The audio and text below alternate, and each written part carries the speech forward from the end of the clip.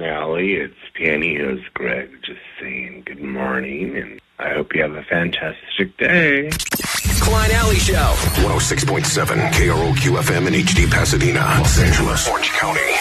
This is the world famous KROQ. Oh, hell yeah. Good morning and welcome to it. It's KROQ. We're your Klein Alley Show. If you need us, phones open, text line open, 800-520-1067. You can interact lots of ways. Goat line is there for you, 844-956-GOAT.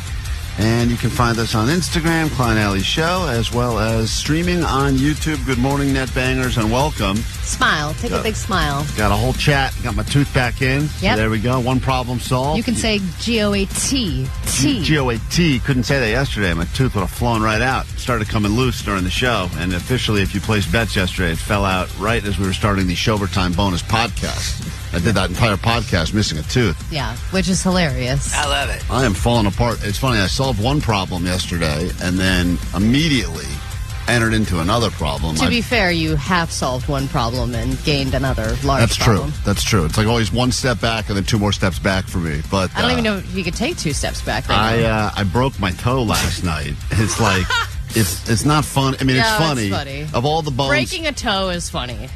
Yeah, it's funny. What toe? Yes. Which one's the funniest one? Pink toe. Yeah. That one. Yeah, I broke the pinky. But you should have How seen do you know you broke it? The hobble. It's done. It's done, dude. It's 100% done. It's, first of all, twice the size of the other ones. It's small. I didn't sleep last night. I was throbbing all night. And I know Klein's a big pussy. He's complaining about his little baby toe. But the thing is all messed up, and I mangled it. You know when you walk like full speed, and then you have those little, I don't know who makes furniture, but they feel the need to put these like rock solid metal legs at the bottom of under a couch. Yeah, and for Smash some your reason, toe on that, they're game over. always like your feet gravitate towards them. I don't know know what it is. It's like they made them with the intention that people were going to get hurt on them. Some evil villain is in the furniture factory going, you know what I'm going to do? I'm going to make the hardest surface in the world, just at a point where they'll try to like walk past their couch and smash their toe into it. But you have a limp anyway, so now do you walk normal? No, because it was my I thought he was just trying to look extra cool this morning. It was my limp foot. I'm telling you, it's in. No, so you're extra limp now. Yeah, extra limp. I'll walk on the camera later. When we go to song, I'll do a walk around the studio. It's not a strut. Not I want to going see. well for Can me. you show it to us? Oh, let's do a whole walk and talk. I can't do a walk and talk. Let's do a walk and talk video. Klein loves a walk and talk video. You know me. No one's a bigger fan of the walk and talk. Why don't we do a walk and talk? It's been a fun week for me. Let's put it that way. But we'll make it all worth your while today. We got more of those Gabba tickets. We'll continue to send you to 21 Pilots. We got that to look forward to, and we got a high voltage food review happening live in the studio with a viral sandwich somewhere in Southern California. We'll be stopping by the KROQ studio. Lots to get into today, and someone is accusing Vanessa of something, which she can defend in a moment. But I don't think she's going to like this accusation at all, and we'll get to that next, KROQ.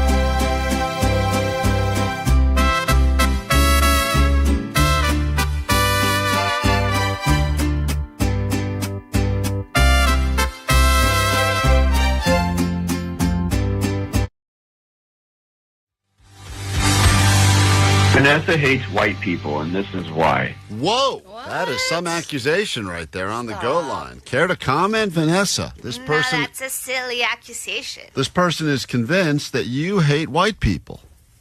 How? With no evidence whatsoever. What do you have to say for yourself? He's got evidence. So I'm going to play his entire message. It's 40 seconds long, but this is some strong claim against Vanessa, who she says hates white people. Let me tell you, Vanessa's watched enough New Girl that she's pretty much a white person at this point. Oh, my God. You can't hate white people if you watch New Girl. She's That's watched- all white all the time. She's watched, I know they got the one guy here in the show that's not white, but for the most part, how many times you watched that show, New Girl? 15 times you've been through that entire So many times I don't even know anymore. Yeah, Vanessa, I think, is the whitest person on the show. And she loves Starbucks. Oh, my God. And the most basic drinks. Yeah, like the lavender matcha. All that. That's the whitest drink there is. Yeah. There's no drink that's whiter. So Vanessa may hate white people, but she's becoming one. I mean, listen to this. Vanessa hates white people, and this is why. So I ride my bicycle to work, and I would call in White. on Fridays and Mondays, trying to get $500 from Allie's fat ass. Johnny doesn't know blah, blah, blah. Every time I get Vanessa, she's so sweet and so nice on the phone, but then I wait on the phone. I'm bicycling around L.A. on my way to work, and then someone else gets picked, and then somebody else gets picked. And I think it's because she doesn't know how to say the word Bangladesh, because I live in L.A. in a little city called Little Bangladesh, which is in between Koreatown and Little Filipino town. So this guy's theory is that Vanessa, I don't understand how this relates to her hating white people, but does not want to type or understand how to type Bangladesh. Why is As that? you guys know, I will spell anything wrong. Oh, and you yeah. will figure it out. Yes, To be honest- Vanessa has no problem misspelling things. I'm I convinced don't. every single caller is calling from Bangladesh based on how she writes everything. And I'm like, hi, you're calling from Bangladesh? They're like, Pasadena. I'm like, all right, well, whatever. It says Bangladesh. Oh, my God. You should have seen how she spelled hitchhiking the other day. Okay, but you knew what I was saying. Yeah, that It was, said hitch hatch. yeah, It was 2 words. yeah. So I don't think, once again, I don't understand this guy's point other than the fact that potentially, also you should understand, saying little Bangladesh for Vanessa, her size. That's just, offensive to her. That's right. It's just regular Bangladesh. Everything's little in her world. Sorry, Little. It's just Also- Filipino town. It's called Little Bangladesh. And I think she's scared of saying Bangladesh because she doesn't know how the to say it. Well, just say you're calling from L.A. I mean, that's such a small. I know little Bangladesh. It's not far from the studio, but it's so. You're talking about like a Yeah, that's like a block micro radius. city, dude. Just kind of broaden it a little bit. Broaden it. I mean, you're getting crazy now at this point. I think when people get so precious about their little tiny city within a city. Whatever, you just hate white people. What? Oh, You yeah, just hate you're white right. people. You're right. That's me just hating white people. Allie hates white people. So anyway, There's a someone lot to hate. 562 says I'm a white guy and I hate this dude. So there you go. You're getting defense at least on the text line, Vanessa. That's white on white hate. I think that's what we need That's now. what we like. That's what this country was founded on, right? Am I right? We should do a new show, like a side thing on social media that's a little Vanessa Big World and just have her go out and do things. Vanessa. In the little like communities. Yeah. You can go to all the tiny little towns. People get real And get prideful of their 1 block street. Like actually this is known as Garden Rivers, and you're like, I'm pretty sure we're just in L.A. Yeah, I know. What are you talking about? When you explain where you live and you have to explain it, Right. especially to someone who's lived here for a decade, you're like, no. And they go, it really goes to the end of that house, and then it starts at this house. You're Yes. like, you're just now, we're really going micro on this. Yeah, if your city's one exit, Yeah. then just broaden it out a little bit. Make it Also, easy. Do only white people live in Little Bangladesh or whatever? Because I don't know. How am I No. supposed to know that? Little Banglish. Also, That's how right. do I know his color? Now I can't see him. Now I am convinced that Vanessa I don't does hate even white know. people. He's right. She doesn't know how to say it. She's right. She refuses to even say it now. Well, I can't that's say it. Bangladesh. All right, only if you're calling from Little Bangladesh Yeah. will we play Allie Knows the News yeah. with Call now. Only from a hard place to pronounce. I want only people from really micro city. None of this mainstream stuff. All right, Long Beach. You can type that easy. Call now 800-520-1067. $100 of Allie's cash could be yours. We'll do it next. KROQ Road Trip USA. Your favorite KROQ bands and destinations all across the country. Stop 1. Ride a roller coaster at Busch Gardens. Make friends with an alligator. Fall in love with a Cuban sandwich when you see 21 Pilots in Tampa, Florida.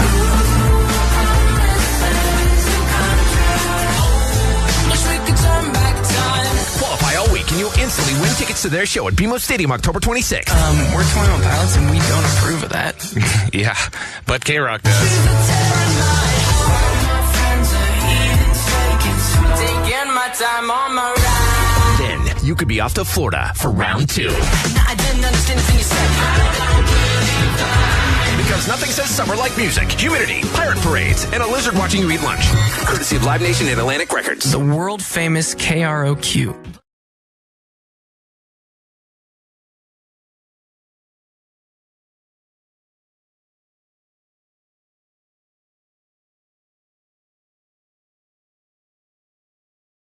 Allie had an altercation yesterday with the police. I And didn't have an altercation with the police. It sounds like you did. I But- saw a picture too, and today you claim that you're moving very slowly. So, Yeah. so you got tased at Target trying to steal. Technically, I got hit by a car. What? So Were you walking? I'm walking gingerly, No but yes, way. I'm walking. Is the car okay? Shut up! The car's fine. How much damage to the car? I didn't damage the stupid car. The car damaged me. I'm damaged goods. So I'll take a moment of silence and think about that car for a second. Hold on. Shut up. Totaled.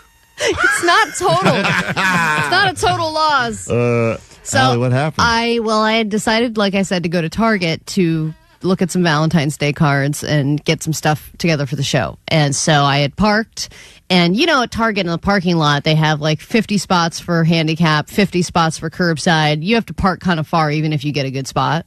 So I'm walking. They're the most egregious. No offense, Target. You got a lot of cool stuff. I was but like halfway down the aisle, and I was like the first normal spot. Target I go to, there's one level of parking lots you can't even park on unless you are handicap or picking up like Or both. Or Sometimes both. you have to be You both. You have to be handicapped with a pre-order.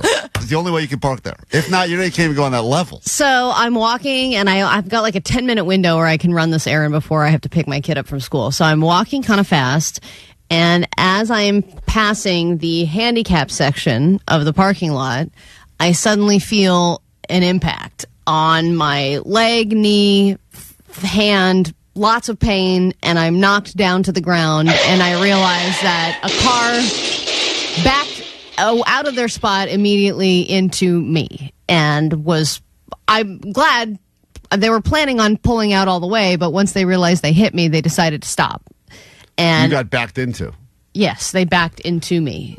The irony of that is we always play those funny sounds when we talk about you backing up, which are those loud warning beeps. I know, When and you I make your probably way- should have those for walking forwards now. So it hurt. I mean, when you're not expecting that, which I guess when are you? But even if you're, I think getting hit by a car, yeah, it would hurt for sure. Yeah. Yeah, but of all the but it's like you're just on your way. You're like doing something mindless, right? You're Right. like in autopilot, and then all of a sudden you just experience a lot of pain, followed by you're on the pavement. You don't know what happened, and then you realize that, oh my God, there's a car there that just literally backed into me. What I'm kind glad of- they didn't keep going. What kind of car? Like a SUV, regular car? See, that's why I'm bad in these scenarios, because I'm not an observant person, and I have no idea. It was black. It was a black car. Even now, you don't have an idea afterwards? You didn't make notes? So Take pictures? I'm on the ground, and then I'm like, oh my God. Oh my God. Oh, a face plant, or you put your hands out, or Can't remember. Can't tell you, Omar. I just Wow. remember I was on the ground. Did a crowd gather to see what happened? How'd this whale get here? Another beached whale. No, there were a couple people who stopped, including one of the guys who was doing the curbside stuff at to help Target. you, or just to watch like you would do? To point and laugh. Okay. And no. They did end up helping me. So the guy gets out, and he's an old man. Oh, an old guy. Old guy in a handicap spot, and he Hey, just you just mushed yourself yesterday by bad talking that That's old lady. so true. I know. Yesterday on the show, Allie could not have. She put so much shade on the elderly community because she got mad that old lady tried to cut in front of her, ironically at a line. Who knows if that was a target she or was not. trying to get old privilege. She was trying to get old privilege. Allie was bitching about old privilege yesterday, and that's the ultimate old privilege, is backing into people Yeah. when you pull out your handicap So spot. this guy goes, oh, wow, I was looking at another car to wait for that car to pass by, and then I just backed out, and you were there. Like, who knows how this happened? And I'm like, okay. Wait, that's the first thing he said? Yeah, he started like rambling about an excuse of like why. What the hell? Well, You 'cause don't you- even check in on your well-being? Because people learn when you get into an accident, you're never supposed to, even if it's 100% your fault, you're never supposed to say, like, I'm sorry, or that's my fault, or that's on me. Because if Allie decides to, go after this guy, then he's going to make the argument that it was her fault because she was running through the parking lot, not whatever. It's never the pedestrian's fault. In this case, it could have been. No. See, that's why I knew that you were going to say this is my fault. All I am doing is walking through the parking lot. You said you were running. You had 10 minutes. I wasn't running. I was walking quickly, but there were no cars around him. I was in there was that handicap section where there was only like 1 or 2 cars that were parked there. It wasn't like a row of jam-packed cars. Maybe he was thinking, this woman's in the handicap section, but she's not handicapped. Let's fix that. Are you a vigilant walker in the parking lot? Did you see the little white backing up lights pop on, or did he do it so fast that you didn't even It was so fast. I was already in his path when he backed up. Like I was already. He just put it in reverse and then hit the gas. Yes. So then he gets out and he's like, and then he said, "Are you okay?" And as I'm getting up, and didn't help me up, by the way. As I'm getting up, I'm like, I think so. I think I'm all right. And then he goes, okay, starts getting in his car and says, sorry about that, and leaves. What? That was his plan. Get out of You there. let him leave? Well, I didn't know what was happening. I was like shocked by what the hell happened, and I was like, okay. So Dude, then, most of these accidents, you're not going to feel like the actual the injury, like, pain, right, for days. So then I start taking a few steps as I continue into the store, and I'm like, I need to sit down. So I sit down on the curb. And I had like my fingernail, I had like bent back, and my leg was kind of hurting, and I was like, I need to take a minute. And meanwhile, the guy drives right by me as I'm sitting on the curb. So you got a picture of the car? So this woman pulls up and she goes, oh my God, are you okay? I just saw that whole thing. I wrote down his license plate number. Oh, nice. Good Samaritan. And she's like, and I was like, I think I'm all right. And she was like, is there anybody you can call to let to let know that you're okay, or let them know what happened? Are you going to file a police report? I was like, I don't know. Like, I think I'm okay, but yeah, I guess I should call my wife. So I get the license plate number and I call my wife, and she is no help at all. She's like, oh my God, you probably have an aneurysm. You're going to die. Oh my Lord, you should probably call an ambulance to come get you, etc. I'm Are like, you no. for real? Yeah, I'm like, well, this isn't making me feel any better. This is making me feel really nervous. So then I'm like, okay, I need to file some kind of report. And then as I start figuring out what I want to do, I'm like, well, I need to get the camera footage because you guys are going to find it hilarious. Oh, God, please tell me they gave it to you. So I went to guest services. I waited in that long line of people complaining about their returns and everything like that. If you have the camera footage of you getting hit by this car, it will make my year. Please. So eventually a supervisor comes and she goes, how can I help you? I'm like, somebody hit me in the parking lot. I need some camera footage. And they were like, well, you have to file a police report and the police have to request it. If the police request it, we'll give it to them and then they can give it to you. I go, okay, then I guess I'll file a police report. So I call the police and they were like, so are you okay? I was like, I mean, yeah. And they were like, so what do you want me to do about this? And I was I need like, the camera footage.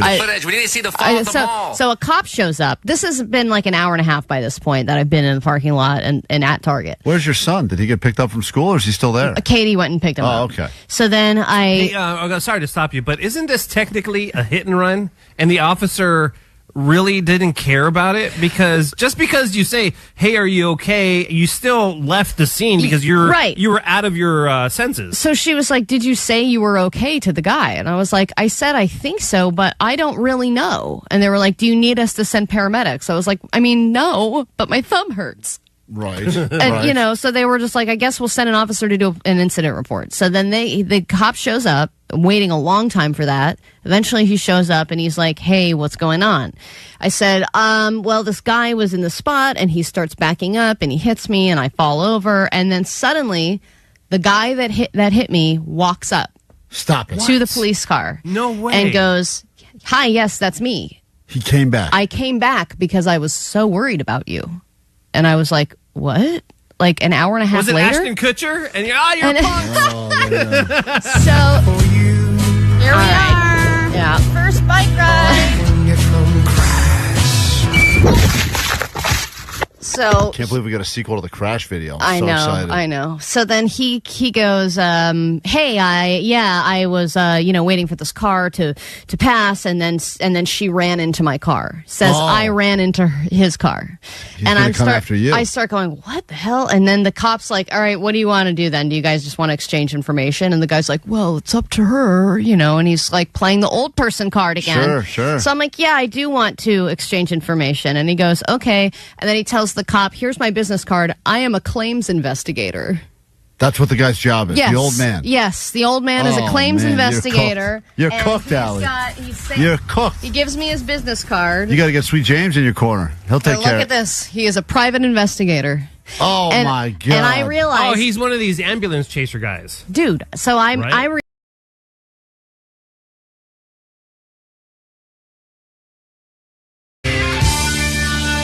KROQ, we are Klein Alley Show. $100 every morning around this time up for grabs. It's Allie's money, at least for now, but it could be your money. It's an easy way to start your day with an extra $100 in your pocket. All you need to do is know a little bit about what's going on in the world. 5 questions about the news. Do better than Allie, and she will instantly pay the people. And you are the people. So let's say hi to Leonarda, who would like a shot at Allie's money right now. Leonarda, good morning. Good morning, Sweet Dibbits. Sweet Dibbits to you and yours. And No D. Leonora. Oh, I'll just go with that then. Leonora. Leonora, That makes more sense. if you... Leonardo was a... Listen, who knows all anymore? Right, sure. I don't know. I thought she was a they. I'm just trying to make it easy for all people involved. All right? I don't want problems. You think someone would just change their name from Leonardo to Leonarda? Sure. I don't know. I'm just playing along at this Add an point. A. That makes it better. I don't want any problems. Let's get to the game. Allie's going to leave the KROQ studio. 5 questions. We'll start. And hopefully you answer them quickly, confidently, and accurately. She'll come back in. She'll take a shot at it. You know the rules. Your round officially starts right now. Allie knows the news. All right, it's official. This fast food restaurant has just been declared the least healthy of all of the fast food chains. Which one is it? Wendy's. Question number 2. This former NFL running back has just signed a deal to enter the ring as part of celebrity boxing. Which NFL running back will officially now become a celebrity boxer? President Trump. I don't know. All right, we got a question number 3. Nutella's parent company has now just purchased this massive cereal brand for $3.1 billion. Will now be under the Nutella umbrella. Nabisco? All right, we got a question number 4. This massive international tennis tournament is underway right now with the American getting an early lead over the world's number 1. You want to know the name of the tournament? That's right. Oh my God. It's in England. I know that. I don't know. I don't know. No guess. World champion. World champion. And finally, Liquid Death, as you know, it's a canned beverage, is partnering another cereal question with this cereal for a new unhinged flavored sparkling water. What specific cereal is partnering with Liquid Death?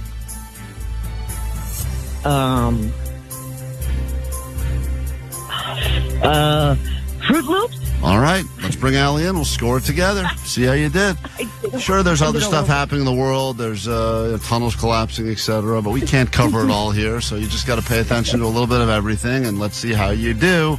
Allie is battling Leonora for $100 of your own money. Best case scenario, Allie holds on to her cash. Worst case scenario, she pays the people. All right. Allie already cannot afford sleeves today. She's gone sleeveless in the studio, which means the heat wave is here. Here we go. Question number 1. It's official. This fast food chain has just been declared the least healthy of all the fast food chains after a new research out. Oh, gosh. It's got to be Jack in the Box. Just the grease factor alone. Leonora guessed Wendy's, and she correctly guessed Wendy's. Wow. Number 1 on the list of least healthy. And it's got to be that triple Baconator just by itself, I would imagine. Wendy doesn't have freckles. It's just horrible skin. She's got all sorts of melanoma. That's why. It's nothing to do with the food at all. It's just strictly the sun exposure.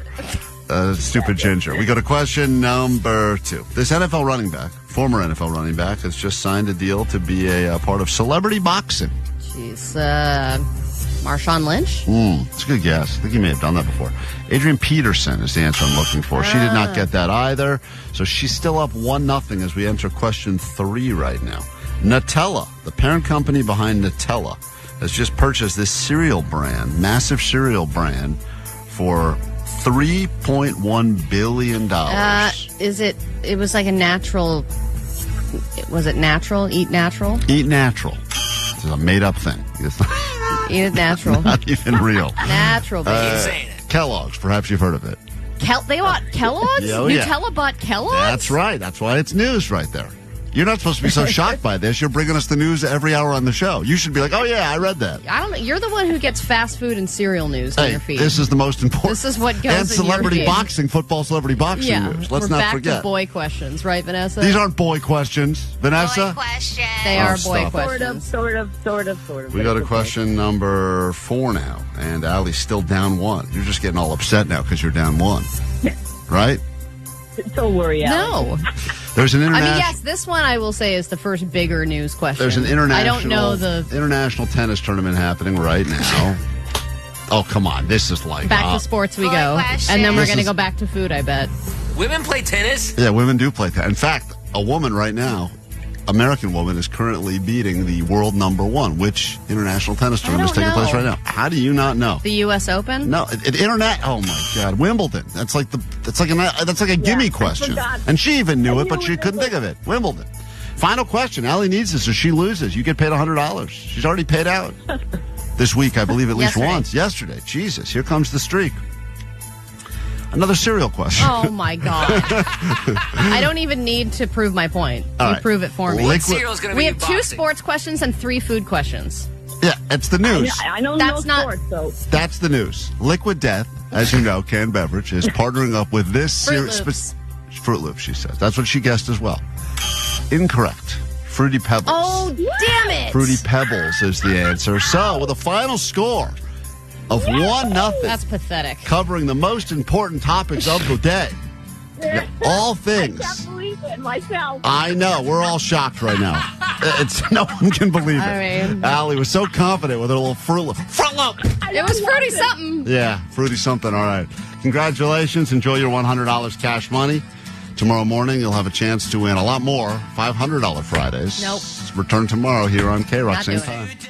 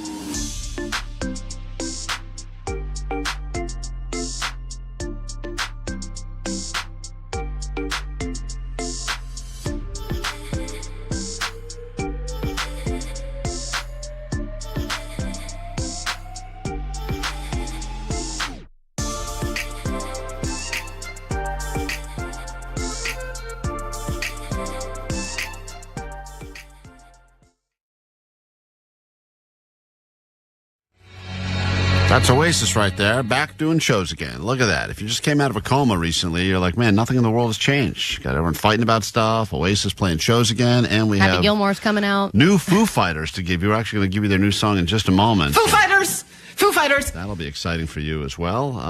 Allie, I think you're smoking all of our asses in the summer bucket list right now. We all had goals that we set at the beginning of the summer, and I haven't crunched the numbers, but I have not done a lot of reading, I'll put it that way.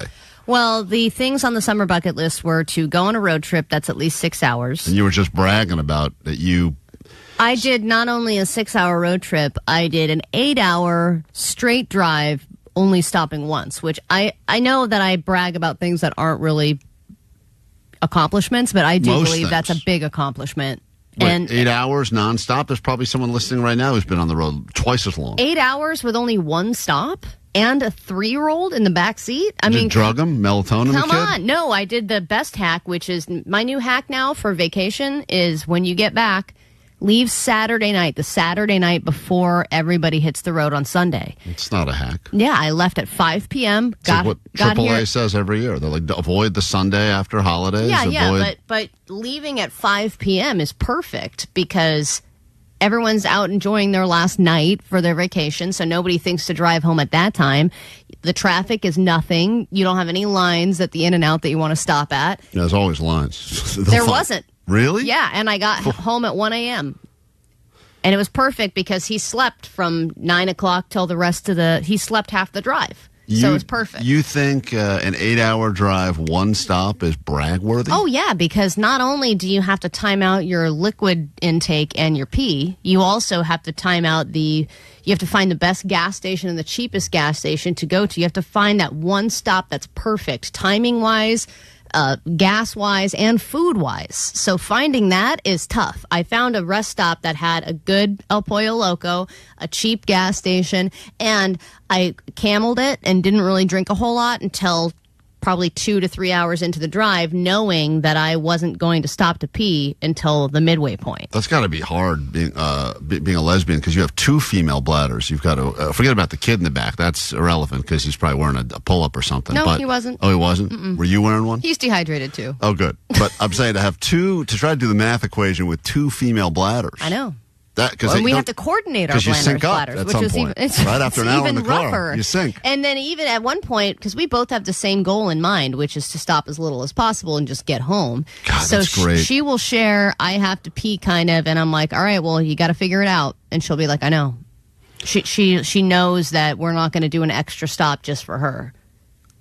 So she's got to camel it in and find the willpower to go through until the next rest. According to the summer bucket list, the road trip had to be at least 6 hours. So 8 hours would qualify. I wonder if it would have been acceptable had you traded. Like, is that part of the reason you decided to do it the whole way yourself, or did you want bragging rights? I think that you have to be driving. Because at one point, Katie was like, it's been 6.5 hours. You are exhausted. The car was starting to do that thing where it was like, beep, beep, beep, beep, beep. Take a break, take a break.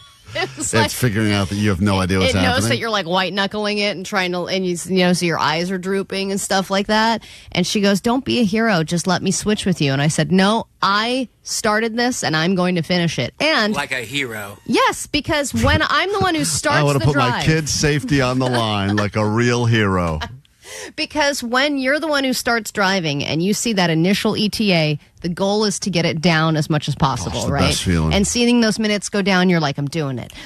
Especially when you're on the 5, you're like, I'm zigging, I'm zagging, I got this. So I've knocked 25 minutes off of our ETA, and she goes, do you want to switch? No, I don't want you to screw up everything that I've built up. Right. This is hours and hours of smart planning, smart lane switching, and you're not going to screw that up for me. Yeah, you're a big give me credit person, and you do because I get none. Right, you get 0 credit, and so even though it's so sad that you're fighting about 25 minutes that you've saved on this 8-hour drive, but the idea that if she pulled into your driveway, even if she just did 30-minute drive at the end, she would get all the glory. Yeah, and you would be like, but I did this all. I know. I don't want grinded it her out. to finish what I started. So then also on the list was read a book. It says no listening. I think the book had to be 250 pages or more. I'm about at 150 pages with mine. I keep getting to about the 5th page and stopping. I can't You have that do same it. book? Same book. Was it a self-help book or which book was it? No, it's called like Get Rich Quick or something. Yeah, you're right. Not a self-help book. Yeah, it's not helping me at all. Get rich quick. I can't get through it. It's so boring. Do something you've never done before. I'm at 100 pages and I hitchhiked. Yeah, but you hitchhiking, yeah, that counts. But Jake, you didn't hitchhike. I tried. You attempted to hitchhike. But I still tried. I never tried before. But that's not doing something you've never done Yeah, before. Klein's right. It's not trying to do something you've never done before. I hitchhiked. This show's trying to be successful. Right, then I should get credit for trying to read a book. That's something I've never done before, and I'm trying. So if you actually do it, you would get credit. Skinny dipping, I actually did that over the break in my mom's pool. Then You did? Mm-hmm. With your mom? No, she wasn't there, but there were cameras. Oh, my God. We got to find that footage. Katie told me to cover up the camera, so I was like, no, I don't care. But I did text my mom and said, don't check the cameras. Of course she checked the cameras. No, she did not check the cameras to see her own daughter naked. That would be weird. Yeah, but she's the throat goat. She's very adventurous, your mom. We all know that. She probably wants to see what's going on in her pool. She's on her 3rd husband or You whatever. think you would do that? You would look it up if you No. But I would. Sometimes the cameras will like notify you. You get an alert if there's someone in the pool. Naked bear. Yeah, they get one of those bear in the pool stories. That could have been like a wildlife thing. Take Allie out with a blow dart. Visit a landmark. Do a DIY home improvement project. Get drunk by noon. Did anyone do that over the break? I feel like that's an easy one. No, I didn't. I was supposed to. Sort of. I'm not even good at getting drunk by noon. Yeah, Jake, you weren't drunk by noon on the river? I had like 4 beers, but I didn't feel drunk before noon. I think. Nah, that's not drunk. It's not drunk. It's not had beers. It's drunk by noon, which are different things for different people. Do community service, which let's be real, I don't think any of us are going to get that one done, are we? I've got a plan. I've got a plan for community I'm service. trying to do it. Yeah, I'm going to donate this book that I'm not going to read to an orphanage. That's my And then plan. sex in public, which we still haven't done. But Johnny said he did it in a backyard that had low shrubbery, so people could have seen I think I got credit for sex in public because I did it on the treehouse that I stayed in. That's not public. It was public. Isn't that like secluded? I was in the jungle. There was other tree houses. The jungle is not public. No. It's a public jungle, dude. It's a public jungle. It's not a private jungle. Is there a sign that says public jungle? Yeah, anything could be. You know what? I will say say maybe the monkeys watched. Yeah, definitely watched. Definitely and judged. You probably loved it. This is new Foo. Oh, we got to take a break. All right. The second we get back from this break, I'll give you this new Foo Fighters. You haven't heard it yet. Celebrating 30 years, 3 decades as a band. We'll get to that the second we're back from this quick break, and then we do your ADD news, start giving you stuff. The morning's going to get good next. Klein Alley Show. Klein Alley Show. 106.7 FM. KROQ. Amco.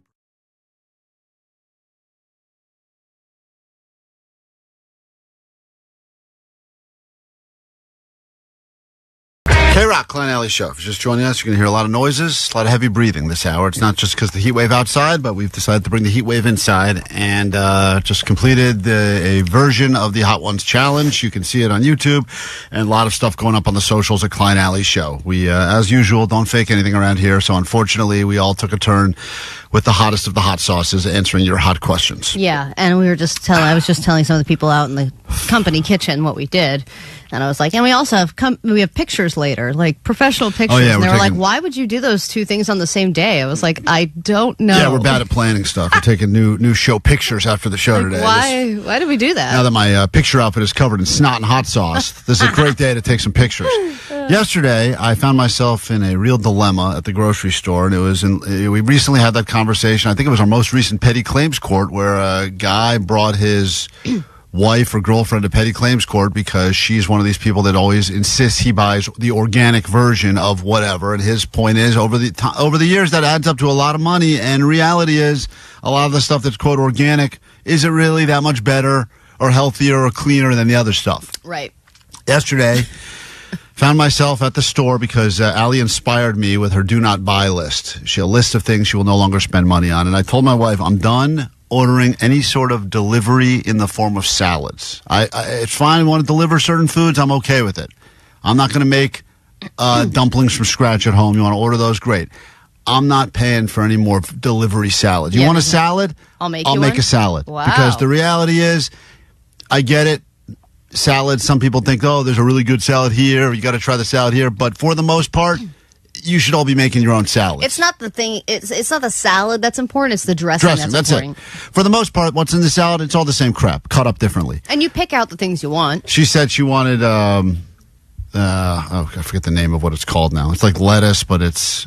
Are you thinking of salad? No, I'm not thinking of. No, it's not arugula. Romaine? No, romaine. That's the one. Romaine. Thank you, Omar. She wanted cabbage. Not cabbage. Thank you, Vanessa. We're getting further.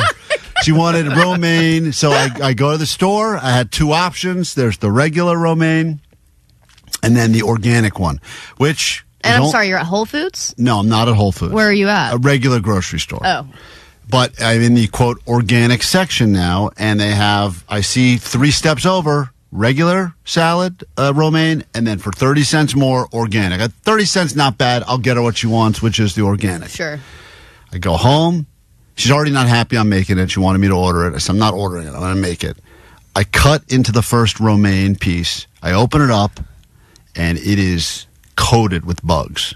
Bugs upon bugs. The picture you showed me, they were not coated. Well, the one I showed, and by the way, I had already rinsed this. This is post-rinse. So think about all the bugs I washed off. I cut into the other one, once again, bugs. Not just like, yeah, I get it. You eat a salad, every once in a while you're going to come across a ladybug. I'm talking about like hundreds of little bugs, colony of bugs. Cut in the other one, more bugs. So my first thought is, this is disgusting.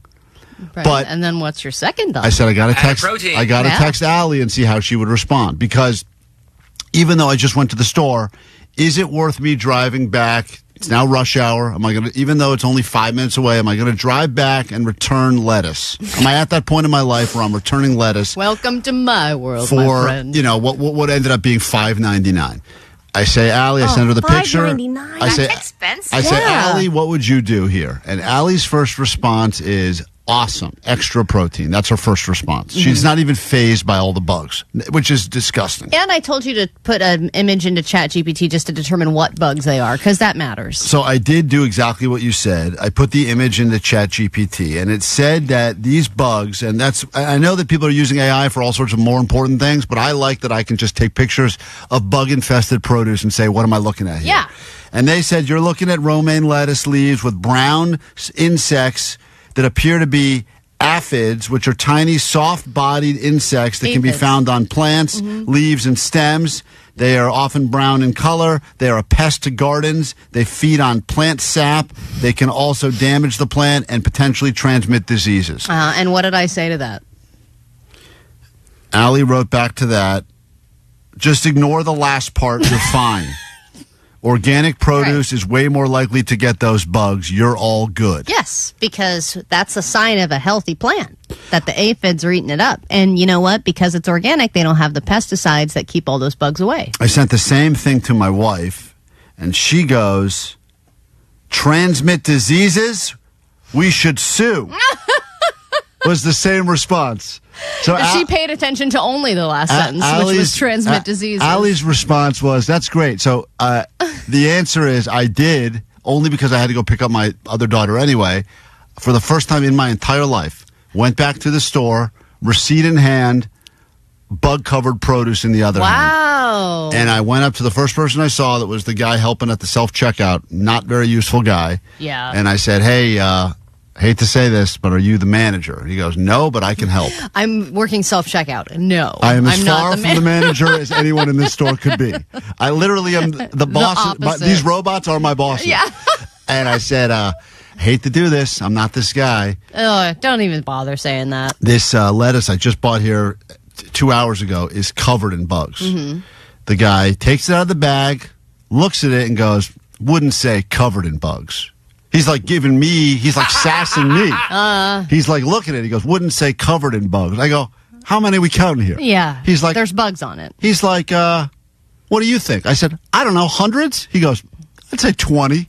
Okay. So I said, we're fighting now. Why are we? So I said, is this, am I in the wrong for bringing this back to you? Mm-hmm. He goes, what do you want to do here? Oh. He goes, you want to go grab another one?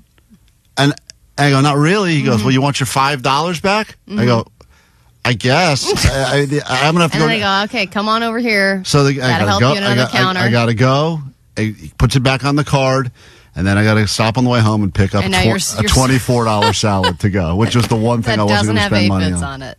So there you go. So there you the go. important thing is Allie's point is if you have bugs on produce, you just eat it anyway. Oh, yeah, because it's just got that extra crunch. Omar, you're the only person right here that's normal. Yeah. Would you have returned it, kept it, or eaten it? Oh, I would have totally returned that. That's really? gross.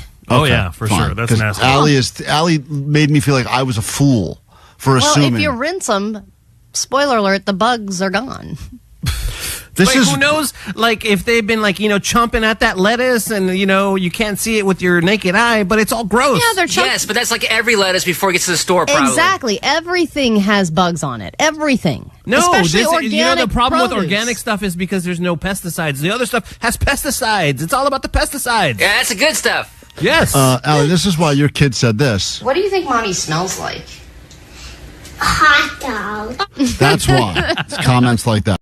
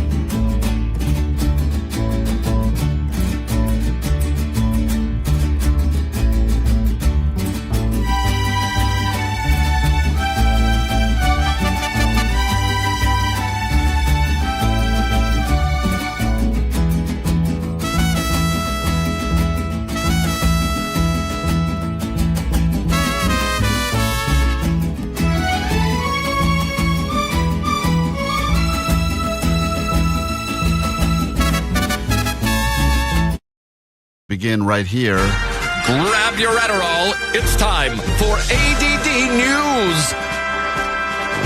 Well, as we just did, we occasionally get to share new music here on KROQ. It's always exciting. And I'm about to share a new #1 song with you. This is by a new band called Velvet Sundown, and they are a 60s-inspired rock band. This song just hit #1 on one of the Spotify charts. It's called Dust on the Wind. And let me know what you think of this song. Dust on the wind, boots on the ground, smoke in the sky, no peace found. Rivers run red, the drums roll slow. Tell me, brother, where do we go? Now, this song, like I said, is charting on Spotify. It currently hit #1 on, I think, their top viral 50. This is from their debut album, Floating on Echoes, and no humans were involved in any of this. The band, its members, its music, all of it is 100% AI generated. And the only way you can really tell is by the album cover where the band members have their fingers fused together. It seems that AI can figure everything out but fingers.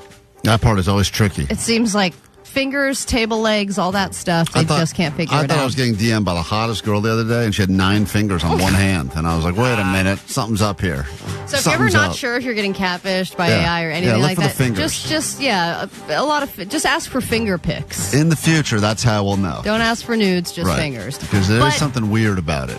But I know that everyone's worried about AI taking their jobs, etc. And you would think that creative jobs are the more safe jobs, right? Because how can AI create something with any kind of soul? And that does, like, this is the first thing I've heard AI create that feels like dust on the wind, boots on the ground. Like, you do feel the the grittiness and the soul of it. So to have that It's very generic lyrics. yeah, it is. But I'm like, yes, I feel it. And I could see people playing this in their car on a road trip or something, or going to a show where this band is playing, even though the band's not real. Sounds like something my dad would play for me and be like, just wait till the chorus. Wait, it'll all make sense at the chorus. And I'm like, what are you talking about, man?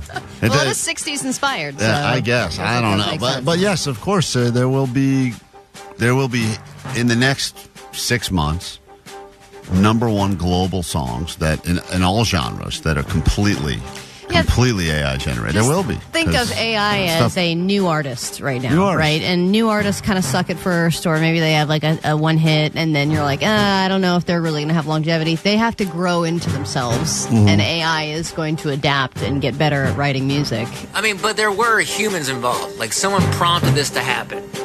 And I guess that's the true creative engine behind it, is somebody had to prompt this AI properly to create this band and its music. Yeah, just write a song, write a generic song that sounds like something you would listen to when you were flying back from Nam. That's what it sounds like. on the ground. Send to AI and see what happens. Yeah, you probably get something very similar to that. I would love us to create our own album. I'm sure we will not. But it sounds like a great idea. Gmail's making it easier to cancel your email subscriptions. There's also a new law making it easier to cancel that free trial that you signed up for. But one thing that remains next to impossible to cancel, Klein, I know you know what I'm talking about. It's that gym membership.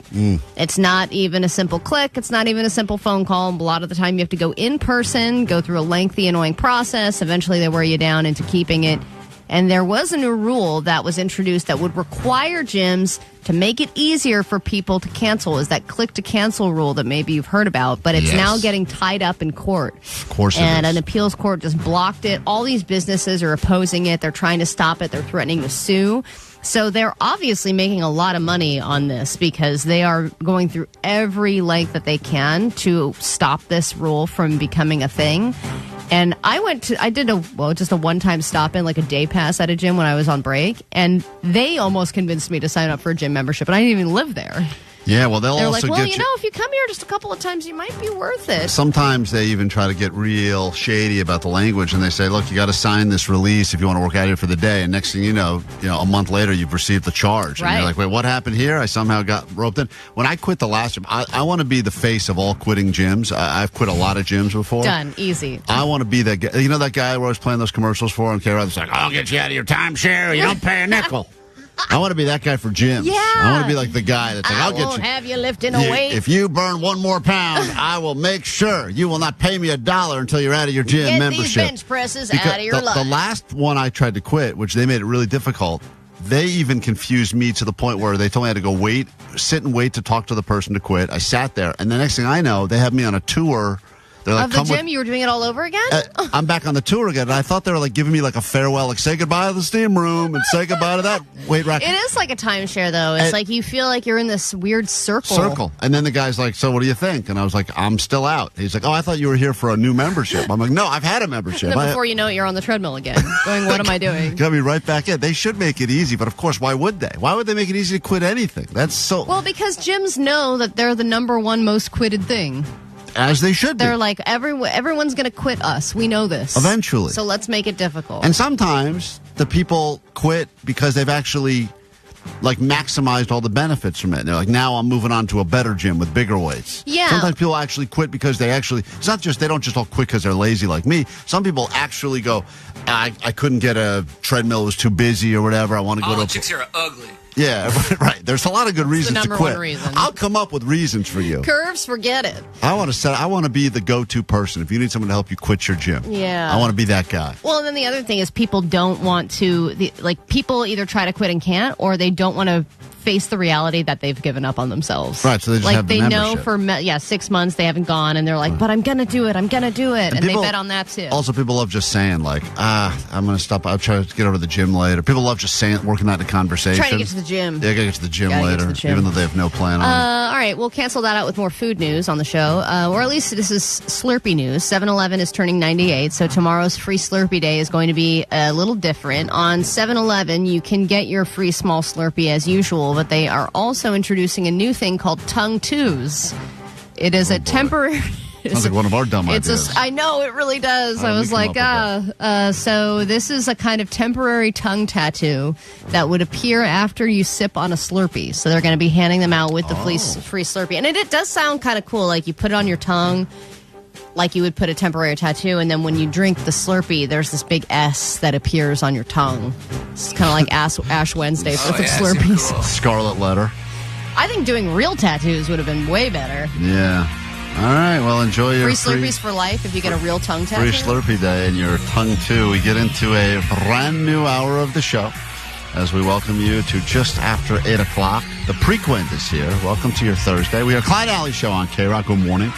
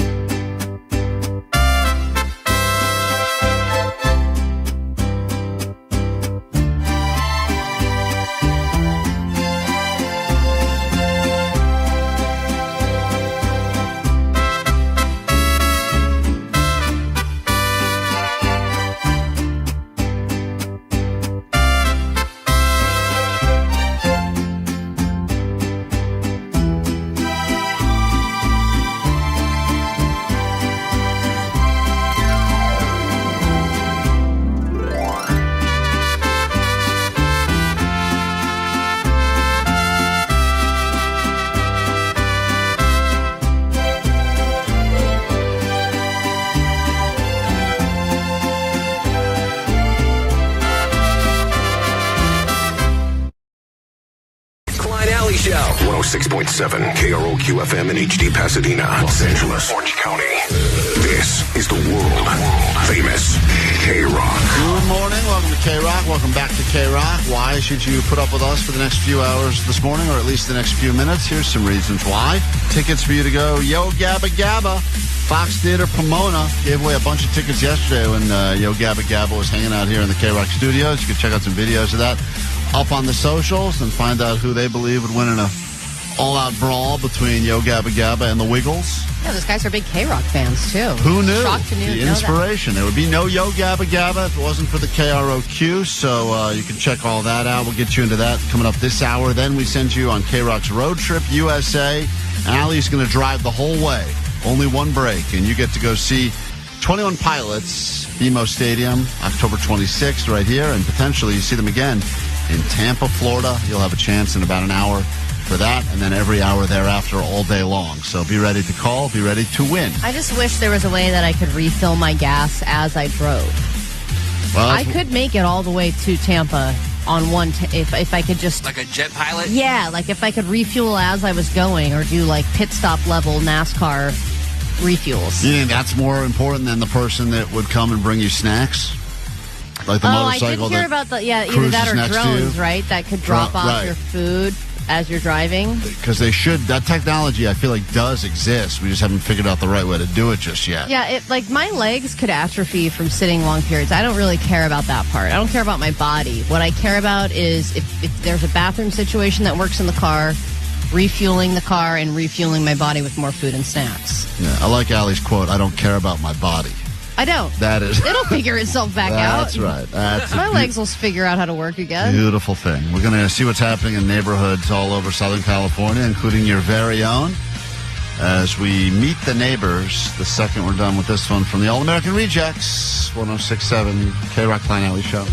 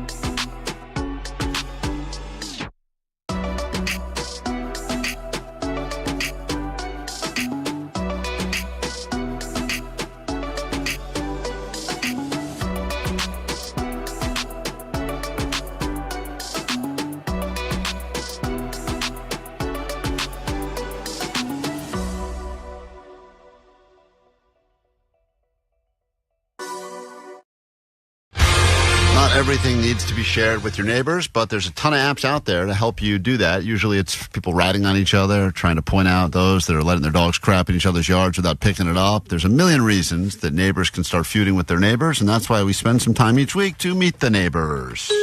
Meet the neighbors. That's what you gotta do. Say hello, shake a hand, share a smile, and make a friend. Meet the neighbors. Their dog just crapped in your yard. Beautiful song written by Allie's real-life neighbor, Ray. He's very adamant that I share his latest song with everybody, but I'd prefer what's it called? Prefer you don't. It's called She Wants. Man, is that AI or is that human? It's human. It's very human, but the AI cover that he put on YouTube is like, it is a woman with massive, massive breasts. Let me see. I was like, Ray. Let me judge Ray just based on this. Hold on. Interesting. Ray. I know Ray is always, he's working on making music. He did a music video with You Allie. can kind of see there. Wow. She's AI? I mean, she must be. That's not real. She's incredible. I was like, Ray, this is insane. And he was like, yeah, but we always know a girl who only wants. We're going to have That was his actual reply. Yeah, I was like, okay. Allie, we're going to have Ray come in and be a house band for one of our shows. Just sit in the corner and play he'll us do it. in and out of break. I know he will. I think he plays at half the restaurants in my area. I know he does. So I'll skip past. In my area, there's a woman who's really upset that they got rid of the Costco baklava. She hasn't seen it in a while, and she's really worried, and she wants people who like it to let the Costco team know so that they can bring it back. But I wanted to share a That's problem. an important cause to get the neighbors rallied up. And a lot of the responses are, I've had it and it's not great baklava. Yeah, well. But this woman, Cassidy, has a real problem, and I think we should try and help her. Hi, neighbors. I have an unfortunate situation that I'm sure some of you are familiar with. A rodent has died in my car. Oh, you've been through that. Didn't rats? I had droppings in my car. Oh, right. I had a dead rat in my air conditioner. Got it. Okay. Sorry, it's hard to keep track of all the grossness in your house. I took it to a mechanic, and they were not able to locate it. They just did an AC treatment and called it a day. I was wondering if anyone local has advice on how I can fix this problem. The heat has been brutal. Oh. I commute to work 2 days a week, but can't use my AC for obvious reasons. Just blowing the smell so I of dead just rat? have to drive with the windows down. I am beyond miserable. And if anybody could recommend where I could go to get this problem solved, I would be grateful. So you got to get like 6 or 7 of those odor trees. Just put them all over the car. Yeah. Just mask the smell. But that's a hard smell because something's off when you get that, like when it starts decaying, that smell of dead rat. Oh, it permeates the nostrils. And also, really does. With those odor trees, those are powerful, but then it's odor tree mixed with death. Right. So it's you like kind of vanilla get Rama weird. death. Yes, exactly. Why couldn't she release like a snake into the car? Wouldn't that eat it? I feel like you need to find. It wouldn't? Snakes don't eat, like, dead things. It has to be like a live prey. He's got a lot of dead snakes. All right. Sorry, Jake, to offend you with that question that a normal person would ask. I don't think anything but a crow would eat a dead rat. That's just got to release a crow in the car. Right, Jake? That'd be like a goth magician. Right. Yeah. Yeah, just release. Yeah, that'll take care of it. I mean, not even a cat would take care of that. I'm surprised the mechanic, I would think that's a kind of a normal problem. Like, I would think, I know it's not necessarily what they, That's are a problem that they usually find. Right. They're the ones that are like, hey, by the way, I hate to break it to you, but there's a family of dead rats in your car. I know. You're like, what? You're like, really? damn it. But I can understand why they wouldn't do that. And you do, if it's in a weird spot. I mean, usually they're like by the engine and stuff because that's where they go because it's warm. This is what they told me. Right. But for it to be in a spot where they can't locate it, like they looked and they can't find it, and now there's just a mystery dead rat somewhere in her car, I would imagine searching for that has got to be a whole process. And also, like, How do you know it's a rat? Well, she said dead rodent. It sounds like she knows the smell. Well, anyway, we can't. Any of the neighbors try to help her or no? No, there's no comments. I actually messaged her personally, and I was like, hey, we want to try and help you with this, and she did not respond. All right, she just wanted to share the story. Jake, what's happening in your neighborhood? This is from Ashley. This is the first time I've seen anything like this. She said, hello, neighbors. I just moved here, and I'm not very familiar with the area. Any good restaurant recommendations nearby? And the photo she posted of herself is an absolute thirst trap. Ooh. Complete smoke show. Did you reach out to her? Because clearly it's a scam. She's not looking for a restaurant recommendation. Well, thankfully, Jan has commented. Jan? You have not just moved here. You joined 2 years ago. This photograph also belongs to someone else's social media account. You are reported. Cool. Which is so Jan. So Oh, Jan. man, Jan shut her down. Oh, Jan coming in clutch. That's a great idea, though, because some guy who's like not having no luck on the apps is just scrolling the next door app, and he's like, ooh, look at this hot newbie who doesn't know anyone. I want to take you to Wood Ranch. Hold on, Gary said what? I would love to take you to my favorite restaurant. Yeah, Right. of course. Insert favorite restaurant here, which is any restaurant. Right. Oh, that's a great. Yeah, I think I actually have seen that when we're looking for these Meet the Neighbors. I've seen a similar version of that, which is always some really good-looking person who's like, just moved here, know nobody. Does anyone have any I recommendation? just want to make friends. Yeah, So, exactly. So Jake- I think what happened is that Jan's husband was perving out on this girl, Oh, probably. and so Jan got it on lockdown. Erica wanted to report that there was a bunny on the loose, and she wanted to let everyone know, I'm not able to catch it, but here's a picture. If this is someone's pet, it's on Ranchito between Chandler and Weddington. Better act quick. It's moving quickly. So I don't know if she thinks this is a real. There's the bunny, Allie. That's it's so cute. So she's trying to catch it, but she can't. It's just too fast. I love just driving through that neighborhood and seeing a woman going, get over here, come So anyway, if there's stuff happening in your neighborhood we should know about, please do not hesitate to send them to us. We get these all the time. We always have a good laugh. Read them in the back. We take a super... Oh, by the way, Jake is wrong. Hold on. Jake is wrong. Let me clarify. Wild snakes. No clarification. You're wrong, Jake. King snakes often eat dead rodents in the wild because they are opportunistic eaters. Jake knows nothing. BS. Maybe Jake lost some brain weight with all that weight loss he's doing. All that extra fat in your brain went away. I once had a dead possum in my car. I took it to the mechanic shop and they ate it. Hold on, hold on 1 second. Let me say hi to George on the phone right now who wants to jump in on the Jake is wrong train. Go ahead, George. Hey guys, Sweet Tips. Sweet Tips, what's up? So I'm a dealership mechanic, and I deal with dead rats in cars at least once or twice a day. Twice a day? Wow.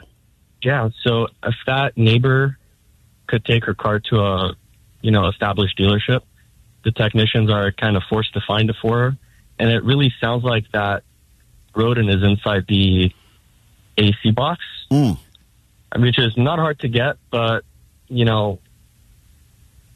every time she drives, the air does blow through the vents, and it really does sound like it's there. Eventually, though, like how long will it smell? I mean, I'm just saying, for the problem just go away. Yeah, if she just rides this out, how long before that thing just completely turns to dust?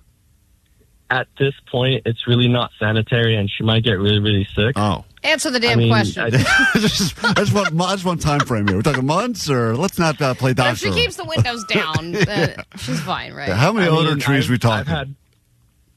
I've had a car that I worked on, and it really, really smelled really bad, and the customer didn't want to pay for, me to figure out where this damn rat is. All right. Enough about my stories. She comes for the next oil change.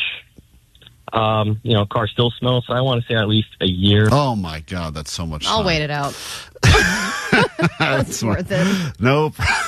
All you need is really good takeout in the car. A good takeout will cover the smell. Dude, and summertime, I feel like the things decompose faster, right? I don't think so. Quite the opposite. Quick break. Back in a moment. El Cheapo's checking in on a Thrifty Thursday to save you a buck or two. And who couldn't use that? We'll do it next. KROQ Road Trip USA. Your favorite KROQ bands and destinations all across the country. Stop 1. Ride a roller coaster at Busch Gardens. Make friends with an alligator. Fall in love with a Cuban sandwich when you see 21 Pilots in Tampa, Florida.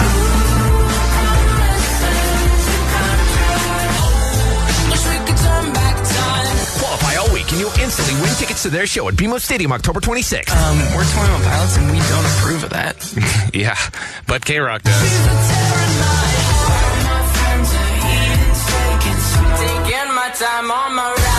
Then you could be off to Florida for round 2. I didn't understand the thing you said.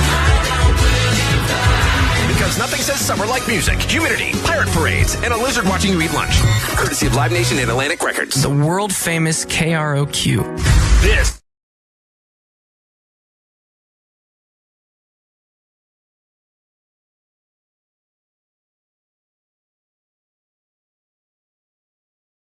All right, it's time for the premiere that the world never asked for, but we're going to give it to you anyway. Allie had the balls, and you can see them in the video. To try on. Never too old for those. To try on what was once Omar's biggest fetish, panty haul videos, all the rage on YouTube. It's models or usually attractive people trying on underwear. They claim it's so that other women can buy good underwear for them, but we're pretty sure it's just a bunch of perverted guys watching it. Yeah, which I did watch some other panty hauls before I made mine, and it doesn't seem like anyone is doing what I'm doing. Well, there's a usually reason. they kind of like sex it up, yeah, or they'll do like lacy underwear or thong underwear. So I haven't clicked on the link either. So Allie, we're gonna watch this for the first time. This is Allie's video. It's on YouTube as well.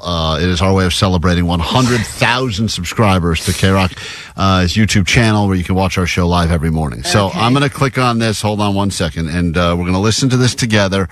If you'd like to be a part of this world premiere, this is Allie doing her first and last ever panty haul. Well, I shouldn't say last ever. Who knows? Maybe it's super successful. I don't think this is going to be successful. I really don't know why I've built up to this at all. It's going to be highly disappointing. Also, all the panty haul videos get tens of thousands minimum, if not hundreds of thousands of views. Millions of views. Yeah, mostly all just Omar because of the quality of the panties. So whenever you're ready, I'm going to hit play. We're all going to watch this for the first time. This is Allie's panty haul video. It's on the YouTube Shorts on KROQ's YouTube page if you want to follow along. All right, so here we go. Whenever you're ready, hit it and go. I got 3 different brands of granny panties from Amazon. Let's try them on. First, I started with the H. Pavov high-waist ladies knickers with soft stretch in a 5-pack. Hold on, pause it. I had to pause it on mine already. I'm telling you, you don't want this. They are so big. I've never seen a bigger pair of underwear in my life. Why are you lunging?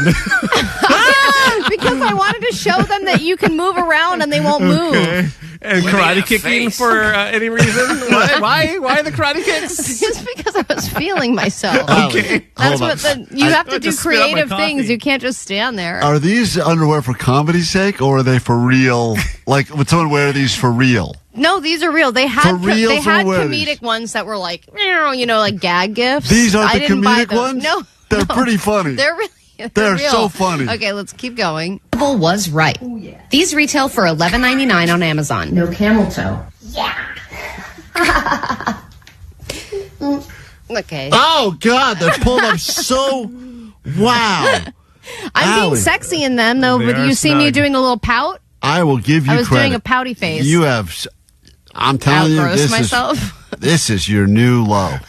It really is. But I was thinking that as I was shooting it there's your upstairs tattoo. while Hold my... No. Oh, which you see her tramp stamp? Okay. Yeah. Let's- It's that weird thing on her belly button. Okay, it's not That's a weird blob. thing on my belly. It was something until I got pregnant. Now it is kind of a blob. Let's keep going. I also really enjoyed the color selection, and you can easily move around without them slipping. I'm moving around. Next up was the Petit Wiz's women's underwear 4-pack high-waist cotton gusset Nishamande 4-waist stretch. These are cutting off the circulation just a little bit. Don't know how it's going to hold. Pause again. Hold on. I need more of that These I tequila. just had. Let me have that tequila bottle over here. I got to do another shot. You want another shot? Where's the bottle? Is it still here? Can I pour this in my eyes, you think? Allie, hold on. This is what you were being so complimentary of me during the show. I'm like, clearly he hasn't seen this. I haven't seen the video yet. Now I've seen it for the first time. I mean, I can't believe how much you're really going for it here. When I lose a bet and I do something, I say I'm going to do it. I really do it. Yeah, and this is the I week. had to film this while my in-laws were downstairs watching TV. This is the first swipe left I've seen all day. Okay, thank you, Jake. There is, first of all, My kids saw this video. people are loving it. I mean, Bro, I was like, you know what? I'm gonna go check out that teaser that Allie put up of that panty haul or whatnot. I mean, people cannot say enough good things about it, Al. You're getting rave reviews.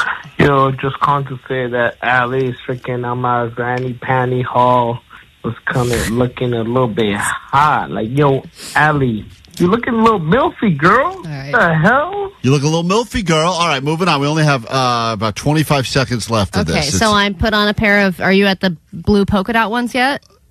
Hold on. You're still wearing this weird black matching set here. Oh, okay. These I just had. So the blue ones I just had, so I put those on. Okay. No. And finally, for $7.19, Warner's Women's Blissful Benefits Breathable Moisture Wicking Microfiber Briefs. These came in toasted almond, butterscotch, and black.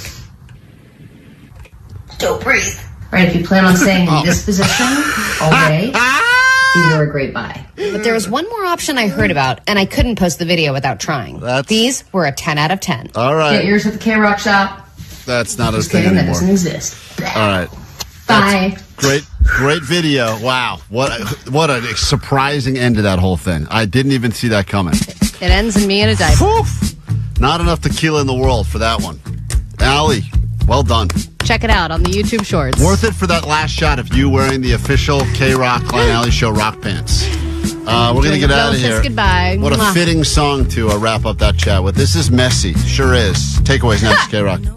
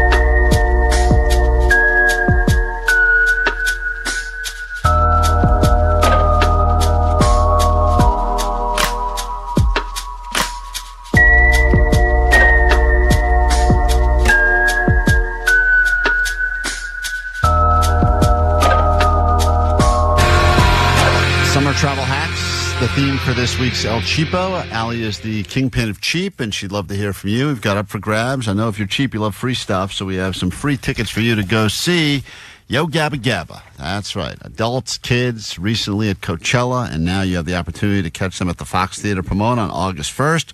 We send you tickets to that if you give us our favorite of these hacks in this exciting edition of El Cheapo. It's time to talk to the kingpin of cheap. Here she is, El Cheapo. And this El Cheapo is brought to you by American Tire Depot. They're your auto care experts. For the lowest tire prices guaranteed, you can get to an American Tire Depot today. And if you are planning to take a summer vacation, I would argue the rookie mistake is traveling during traveling times. I mean, really, you just want to travel when nobody else is traveling. That is the true hack. Right. But if you are going to travel during peak season, there are some hacks to take advantage of. One of which is never ever fly, always drive. Even if it's an 8-hour plus drive, I will always do it. I probably save $700 on flights driving instead of flying. Also, when you get to your destination, don't stay at a hotel where there's no kitchen. Pay a little bit of extra money for some kind of a kitchenette or a suite situation where you can buy your own groceries and make your own food while you're there. But don't you feel like you're not then, like the whole idea for me, you go somewhere you've never been before, or you go somewhere to visit, you want to try like, what's this hamburger place they're known for here? What's you want to get a true sense of pizza culture, like? Visit the local grocery store. Open up a can of beans in a different state like Jake and be like, I'm not doing that. It is a different experience. It's the same experience. Yes, because you're learning what it's like to actually live there and see the locals that shop at the grocery stores. And yeah, sure, you're going to have breakfast at one place, lunch at another place, dinner at another place. How many days in a row of doing that are then before you're like, oh my God, another meal out? Well, you don't do all of them like that, but at least you get to experience a few things. If you're just make yourself a breakfast, a big breakfast, so that you're not hungry again until 4 p.m. If you're at one of those chain hotels that has the same like continental breakfast thing in the lobby, it doesn't matter if you're in North Carolina or if you're in Southern California or if it's all the same. You're all getting the same waffle machine. Nothing wrong with that waffle machine. Oh no, it's a wonderful thing. Buy your own waffle machine. Carry it with you. I'm not. That's what I say. That's great. That's good El Cheapo advice. My parents did. This was the bane of my summer existence, is that every year they would sit my sisters and I down and they would say, where is a place you guys would like to take a vacation? And then rather than actually going to that place, they would like theme a day in our house like that place. Oh my God. So I think I wasn't wise to it until I was like 8 or something. A few years I got fooled by it, but then I was like... So you thought you were in that place? No, I didn't think I was in the place. I knew we didn't leave the house. But like if they're like, all right, well, you guys picked Hawaii this year, they would would put Lay's on you and make you Hawaiian food? What? Yeah, and it was like, we didn't go to Hawaii, Mom. We're in the kitchen. Oh, my God. We're in the kitchen. Well, and part of being in Hawaii is when literally just being there. Yeah, you go to Hawaii. And you feel that breeze. And she's like, but I put on, ukulele music, and I'm making you Hawaiian food. And it's like you've been to Hawaii now, and your father's going to wear a flowered shirt. And I'm like, but that's not like going to Hawaii. Your mom is the goat. You really cheaped out on this trip. And then what, am I supposed to go back to school now and be like, I went to Hawaii in my kitchen? What the hell is that? Hey, that sounds like a real cost saver, though. But I bet that's why you were so scarred when you were a kid by this stuff, that now you want to spend money on vacations. Well, but because the reality is... Because you never actually got to travel anywhere. To write down where you want to go in the world, and your dad pulls it out of a hat and goes, all right, well, this summer we're going to Japan. Everyone leave the room for 5 minutes so we can hang up some streamers. So we can go to the grocery store and get sushi. Yeah, it's like, what the hell is this? Here's another hack. Find the city that you want to go to, and then find a city outside of that city. Oh, yeah, Allie's a big fan of this. Like, don't go to Vegas. Go to Reno. Exactly. Don't go to New York City when you can go to Hoboken. Yes. Hoboken, New Jersey will have cheaper Airbnbs, and you can drive into the city. You can do all the things that you want to do, and you won't have to pay 3 times as much money to stay at a place. Yeah, 818 says, just sitting in the front yard or the backyard can feel like a vacation without having to pay for the gas to go all the way to the beach. Yeah. Well, listen, that's as cheap as it gets right there. I don't even know if we can accept that. 714 said that the best way to cheap out on anything over the course of the summer, this is air conditioning hack right there, is cool. Just dampen your skin with a spray bottle.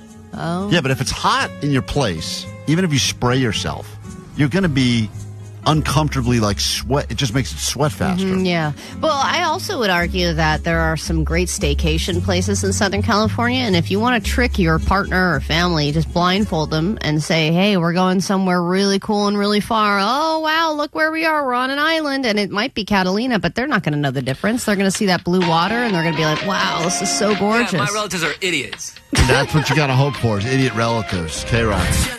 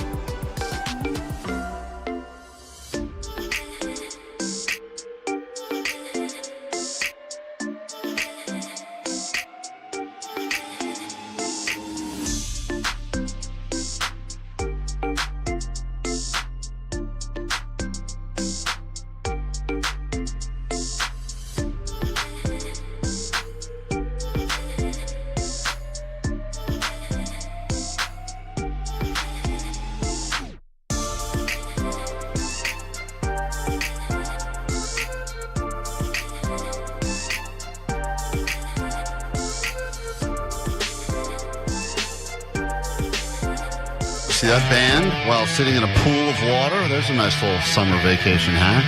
Check out the KROQ socials for some details.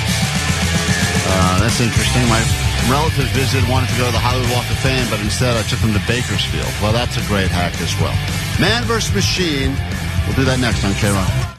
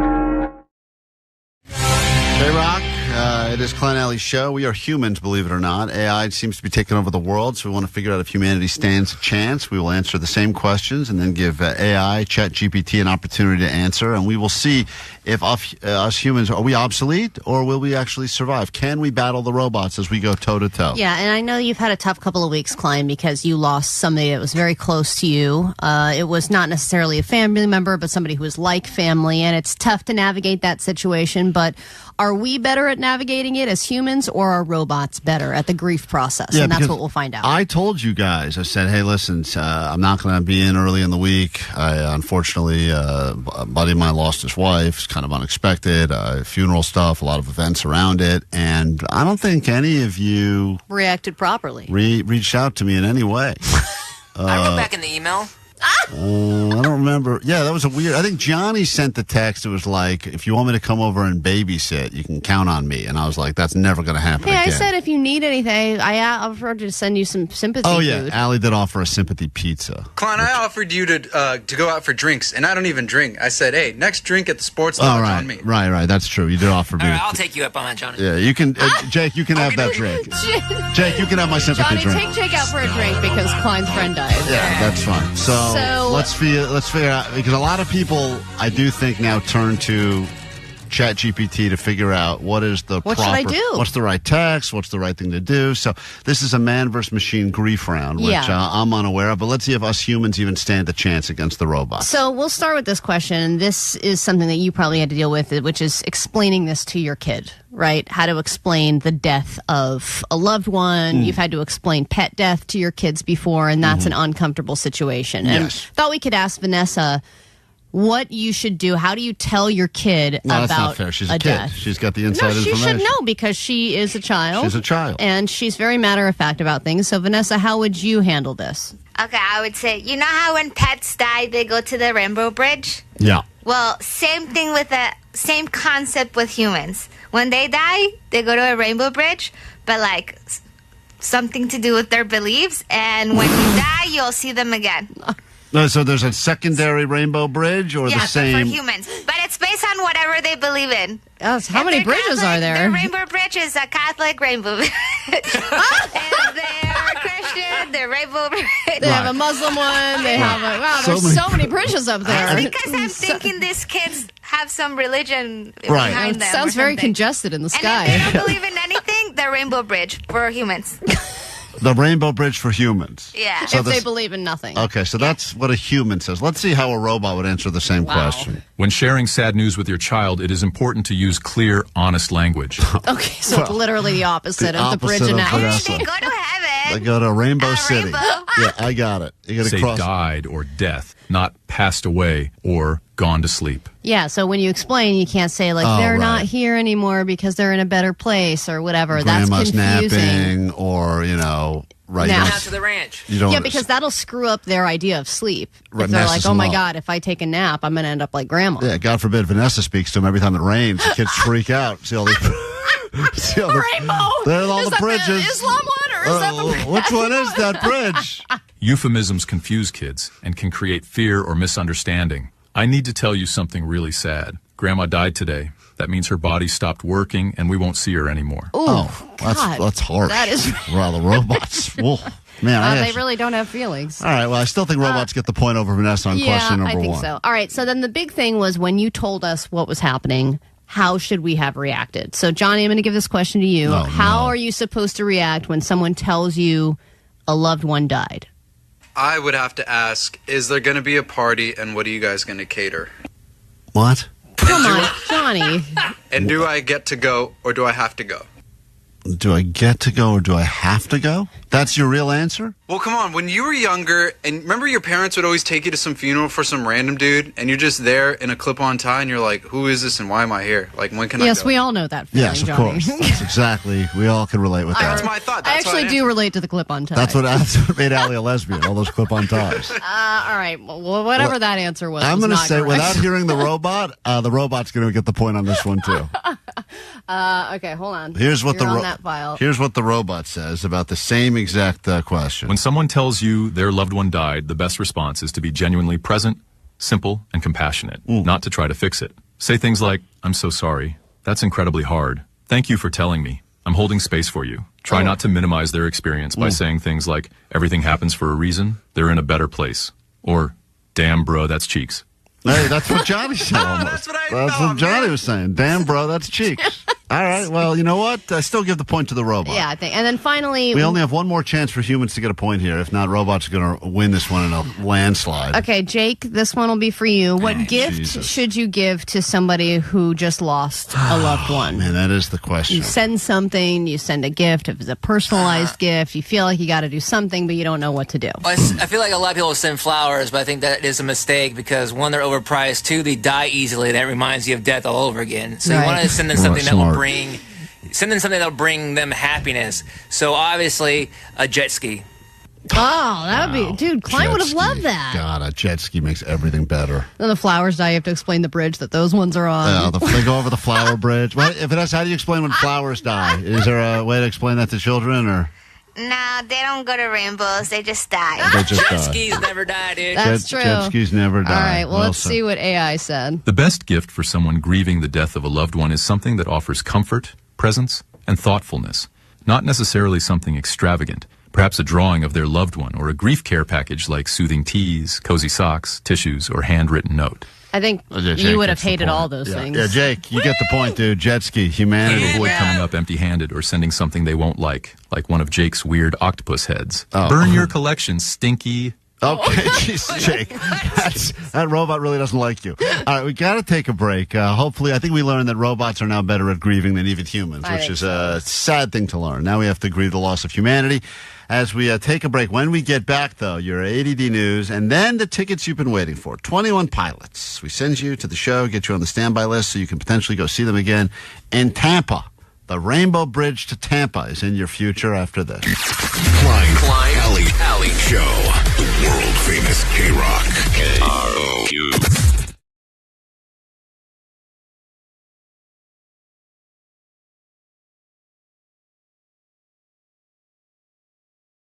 Postmaster Johnny's in the studio right now for some Johnny Doesn't Know. Johnny, you feeling smart today? Oh, never.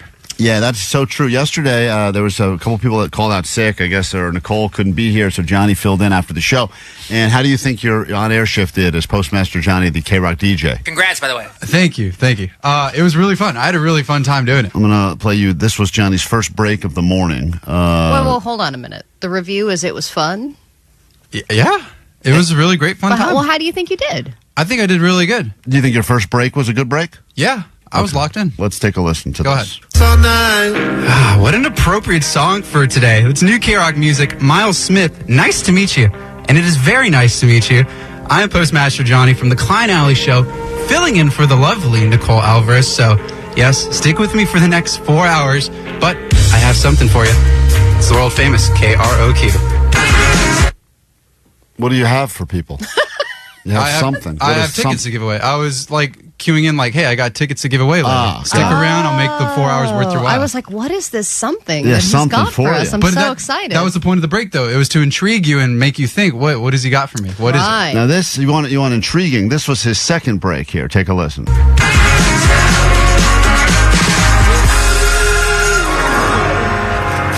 my life into pieces. You just weren't there at all. No, I didn't have an outro for anything right there. Well, yeah, you were supposed to talk. You don't dead seg between songs. No, it literally said like 4 seconds, and then I know the intro of that song, he just goes right into the vocals. Right, but that's where you got to stop the music down and say, hey, it's KROQ, Postmaster Johnny. And tell him what you got for him. Remember I said I got something for you? Sell the song. This is what I got. This is it went like this. Hey, that's Sally. Cut my life into pieces.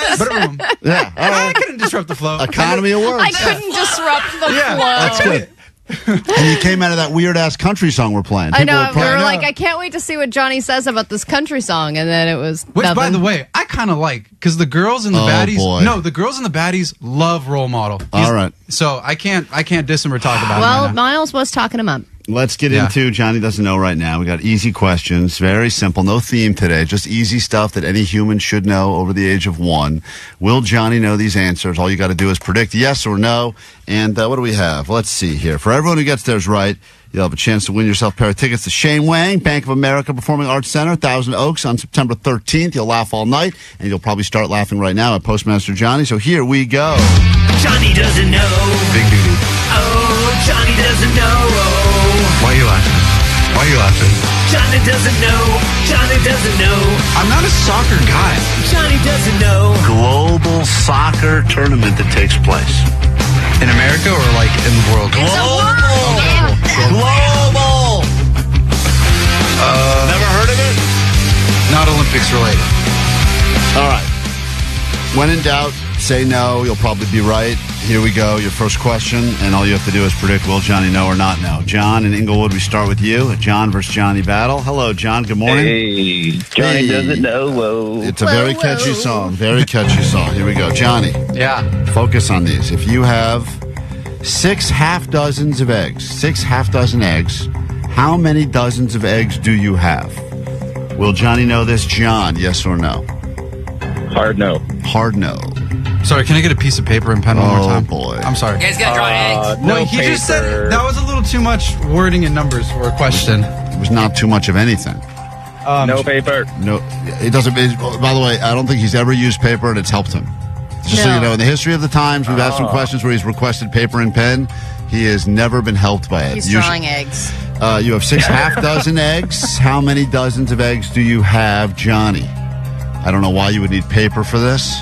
There are children listening that have already yelled the answer at the radio, I can assure you. I'm a math teacher. I know the answer. Okay, this guy's a math teacher. Well, you said I have half of 6 eggs. So Whoa. if you cut all the eggs in half, Half of 6 eggs. Go ahead. you get 12 eggs. Because you get 12 halves. Because you cut 6 eggs you're in literally half. cutting the I eggs see in what half. you. Oh, so it's good you sketched it out. All right. Yes. Yeah, that was 6, good. I 12. take back what I said. The sketching was helpful. So your answer, if you have 6 half dozen eggs, how many dozen eggs do you have? Your answer is 12? 12. 12 dozen eggs? You've made more eggs, yeah. Okay. You cut them in half. God damn, that is so wrong for so many reasons. Yeah. Johnny, you would have 3 Dozen. 12. dozen. What, huh? 3 dozen? Yeah. So that's how much? 36. John, hold on 1 second. He didn't. John, hold on. You're going way too fast. Slow down. Hold on, slow down. This guy's a math Stop yelling teacher. numbers. You're not confused. Yeah. Hey, John, as a math teacher, can I ask you a question? Like, at what age should a person know that pretty confidently? I would say probably like second, third. 2nd or 3rd grade. Yeah. Yeah. Okay, that's what I Day of life or I think I actually stole this question from one of my kids' homework assignments. Did you really? Yeah. Did it stump you or you got it? No, I got it, but I knew Johnny wouldn't. All right, moving on. Hold on, Johnny. Congratulations. Johnny Thank you. doesn't know. Johnny, do you understand? Thank you. Do you understand? We're not congratulating Oh, you. they're congratulating me. My bad, my bad. Johnny, do you understand the answer Why yet would or we no? congratulate you on what? I don't know. I know the... Do you know how many eggs is in a half dozen? I don't know. I usually get the little 6-pack. We could have started with Okay, that. let's start with a dozen. How many is in a dozen? You hear that? He said he started with a 6-pack. Well, Yeah. I start with a 6-pack from Whole Foods because they only sell 6 at a time. Do you know what a 6-pack of eggs is called? 6-pack of eggs. A box of eggs. Which is half a... Half a box. Half a box of eggs. Oh, 12. 12. Duh. Right. Half of 12, yeah. Right. So just talk this out with me for a second. So a dozen eggs would be 12 eggs. A dozen eggs would So be how 12 many eggs. eggs would be in a half dozen eggs? How many? Wait, say it one more time. How many eggs would be in a half dozen eggs? 6. Right. There you okay. go. So But if you cut them in half like you asked me, No, now I I have didn't. 12. We didn't eggs. ask you to cut Let's the say hi to eggs physically in Aiden, half. we're going to move on before I actually rip my ears off my face. This next question is for Johnny. Johnny, what don't invertebrates have? What don't invertebrates have? Will Johnny know this, yes or no?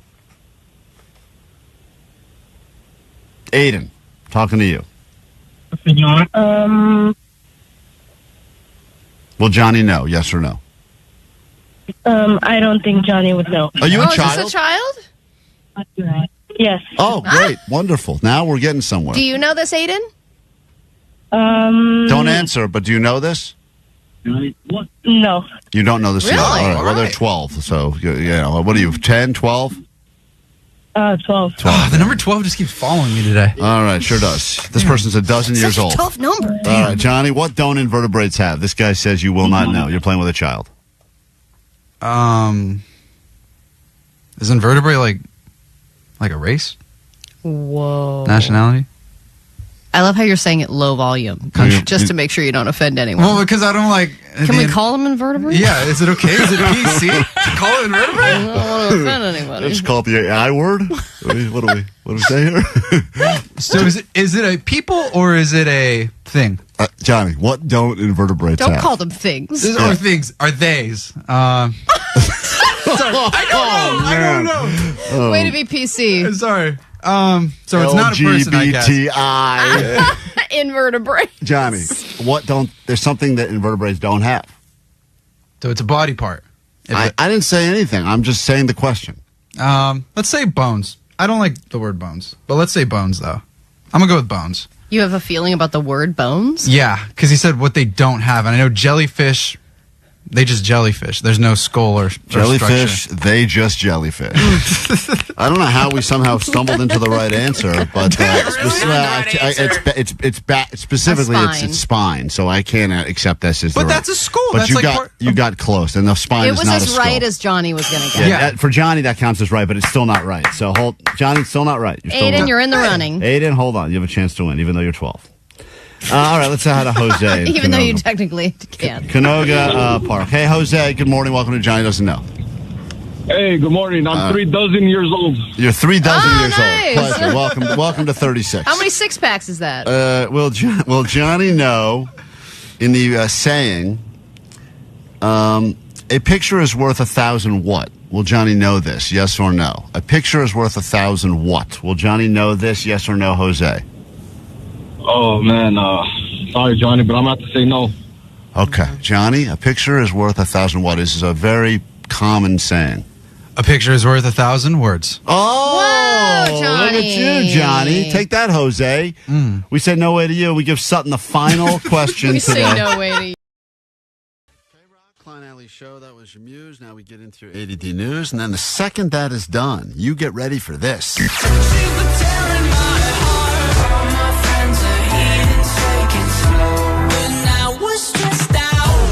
Taking my time on my ride. 21 Pilots, that is the band, and you will get tickets to see them right here in Southern California, and then potentially see them again on the other side of the country in Tampa, Florida. Same band, 2 coasts. It's part of KROQ's Road Trip USA, and we'll make that happen for you just after the ADD news, and then again every hour thereafter all day long right here on KROQ. So be ready to call us in moments. The number, once again, 800-520-1067. But first this. Grab your Adderall. It's time for ADD News. The future of America is in cereal. At least that is what the makers of Nutella think. Ferrero, the creator of Nutella and Kinder Bars and Tic Tacs, has purchased the cereal company Kellogg. The cereal company. I think that's the only one, right? GM. General, yeah, I guess those are the only two. $3.1 billion is what they paid, which is a lot of money. But people, I think, especially when inflation is bad, yeah, cereal prices have gone up. But cereal for dinner is not uncommon these days. Love cereal. A nice big bowl of cereal Love will cereal get you for through. dessert. Big fan of cereal for dessert. Want to normalize cereal as a later in the day snack. And I also, don't actually think it's a great breakfast. I think it's a much better. Oh, I agree. I think that it's a snack or like a pre-dinner dinner. What are Kellogg's goat cereals? I know, like I think, to me, Lucky Charms, there is no better cereal. That is not a Kellogg's product. Frosted Flakes, Apple Jacks. Apple Jacks are stupid. Apple Jacks are goated. What are you talking about? Apple Jacks. Okay, Fruit Loops. There we go. You have to say that, Allie. Fruit Loops are the best. Mid. Fruit Loops and Lucky Charms are the 2 best cereals. See, everyone's got their Kellogg's But has. they also make Pop-Tarts. Yeah, I get that, but I'm saying just in the world of cereal, because what happened is whenever they have a hit one, like if someone's got a Captain Crunch, they try to come up with their rival on the other side because they need their version. Are you thinking of Mueslix? That's the one. That's the fun one right there. They also make Kashi, the one that you never want to get. It's looks like a horse grain. It's the worst. You Like, think it's all healthy and whatnot? Yeah, gross. But I think also it's not just the cereals themselves that are valuable, it's the collabs. I mean, think about the what is that water company that just did a collab with the Fruity Liquid Pebbles? Death and Fruity Yeah, Pebbles. Liquid Death. And then you can come up with any kind of collab with a fast food place or with, literally any other business. I'm trying to see what's in the little and sample you can come pack out of with, Kellogg's. limited edition cereal products. People love that stuff. All right, so they got the Rice Krispies. See, I don't think I think they overpaid. I'll be honest. $3.1 billion? Frosted Flakes is good. Special K, lame. Rice Krispies, lame. Raisin Bran, lame. Even the Corn mini, Flakes, lame. Even the Frosted Mini Wheats. If you get the frosted side, you're all right. The other side sucks, and those rip up your mouth, too. Yeah, and your only I think the best bet with those is you have to let it soak in the milk for a really long time, so it just becomes a sugary mess. Cocoa Krispies are gas, though. You're sleeping on Cocoa Hold Krispies. on. Yeah, but I'm Cocoa just... Krispies are cool. I'm looking at the variety pack, because that's, to me, like, Yeah, but those variety packs, no matter what brand it is, they'll put like 1 or 2 good cereals in there, and then they'll give you a bunch of the crappy ones. You get the regular. Let me just see if Kellogg's is better. They should have bought the other one. I think they should have bought General Mills. Let's see, General Mills. You're thinking Post. Post has honeycomb, and Post has Fruity Pebbles and stuff. Yeah, I don't know. Post is in the mix. General Mills has Trix, Cheerios, Cinnamon Toast Crunch, Reese's Puffs. Yeah, winners across the board. Yeah, dude. Yeah, Lucky Charms. They made a bad deal. Yeah, I wonder if it's too late for Nutella to get their money back and switch to the other one. I mean, Nutella though, like nobody can recreate that. Like people love that. I don't know that why. withstands the test of time. Every generation, every age, every person loves Nutella. Yeah. Nutella cereal? No, they do have a cereal, Jake. They do? Actually. Yeah. There's something filled with Nutella. I forget what it is. I've had it in my place. I can't believe Tic Tacs are still around. Oh, Cocoa Puffs. Yeah, they got. Man, yeah, I love Cocoa Yeah, Puffs. they blew it. That's a bad We've deal. really gone down a rabbit hole here. No, we're not. I think that they didn't. Are we hungry? Yes, we I are. don't think that. For the rest of the show, All right, what about Post? What do they make? Let's look it up. I think that they made a bad call. They should have gotten a stoner involved in this negotiation. They would have broken it down. There would have been some other person just naming cereals. Yeah. I think that It's peanut butter crunch. Guys, Cheez-Its, they also make. they have billions of dollars. They didn't even get Lucky Charms thrown in the mix. What a mistake. All right, getting a package delivered to you that's not yours or a food delivery that's not yours, it's great. It's free food, it's free products. But when it's something that you don't want, like, for example, car seat covers, that is less fun, especially when there are hundreds of them showing up on your doorstep every day. And that's what this woman is living in. It is her own personal hell. Kay Holton is utterly confused as to why hundreds of these large Amazon packages keep appearing on her San Jose doorstep. She says it's been nonstop for more than a year. It started with one package, and I was like, it's got my address, but it's not for me. The mystery shipping spree that's now haunting an entire half section of her carport. Inside each one, a set of faux leather car seat covers from a sweet. Chinese online seller. The online seller put Kay's address on their return labels, leaving her stuck in this mess. What a great prank to pull on someone. I know, right? But this is such a frequently returned. You know how Amazon sometimes you buy something and they're like, this is a frequently returned item? Yep. And car seat covers, I feel like half of them, when you buy them, they don't fit properly or they're not what you thought, so you return them. We came home, and it was like this. Blocking her driveway, mail carrier, and doorway, making it hard for her 88-year-old mom who's disabled. Another form of hell. And Another form of hell. And she said that she's gone to Amazon so many times to have them fix this. And I think this is a scam from the company because they're like, when you return something, especially when it ships from China, They don't want to pay for that shipping They back. don't want to pay for the shipping back, Send and they it don't to want to Kay. issue a refund when they arrive, when the thing arrives. So a lot of people that bought this item are also saying they're not getting refunds because they have to ship it on their own dime and then get refunded when it I arrives. saw a picture of this woman's driveway, and it is boxes all the way up to the sky. And I've come home to my house, and it's looked the exact same. And I go to my wife, I hope this is some sort of a mistake at Amazon. She's like, nope, I ordered all of this. And then just wanted to mention a KROQ artist who's getting into politics. Tim Myers, who's the founding member of One Republic, has entered the race for California lieutenant governor. They said he's running for lieutenant governor to fix a broken political system dominated by career politicians. And he already ran for local government in the IE and did not get elected. But this is, I guess, like running for lieutenant governor. This is the beginning of his political career, and he's very passionate about it. And I feel like that if you're going to switch careers, that is such a stark difference from rock music to politics. He's going to find the groupies are way less hot, I think, really quickly. Oh, another pencil skirt. We Cool. get into a brand new hour of the show right now, and the very first thing we do is get you your 21 Pilots tickets. Be caller 20 at 800-520-1067. Let's go. Alley Show. 106.7 KROQ FM in HD Pasadena, Los Angeles, Orange County. This is the world famous KROQ. Good morning. Just after 9 o'clock. Summer hours continuing, which means you're stuck with us for at least another 2 hours. We'll try to make it worth your while by giving you some tickets. 21 Pilots, get you on that standby boarding list. See them again in Tampa. And all you got to do is be the next call that I pick up here at 800-520-1067. Call at 20. Those tickets are as good as yours. You'll win them every hour starting now, straight up through 6 p.m. Win them with us, win them with the call, win them with Kevin Ryder. The choice is yours. The important thing is that you do win the tickets. So we got to that to get to. Coming up this hour on the show, high voltage food review time. I see the shock collar has been brought in the studios. And I'm actually very excited about this. Who's wearing the shock collar today? Did we determine that or no? You are. I am? Yeah. I don't know. I kind of feel bad. What? And I don't usually feel bad for Klein, but I feel like he's had a really rough couple of weeks. He had lost a tooth yesterday. Guys, hold on. Let's just go through my week quickly. Lost a friend, death. Okay, Rainbow Bridge. Thank you. Let's find out you still feel pain. Broke a toe yesterday. Lost thousands of dollars on your pre-planned vacation. Lost a ton of money on that trip and lost a tooth. It fell out of my mouth. And now I'm going to put a shock collar on. Yeah, let's keep the bad week going. Bad things come in tens. Yeah, great. That's what they say around here. That's our motto.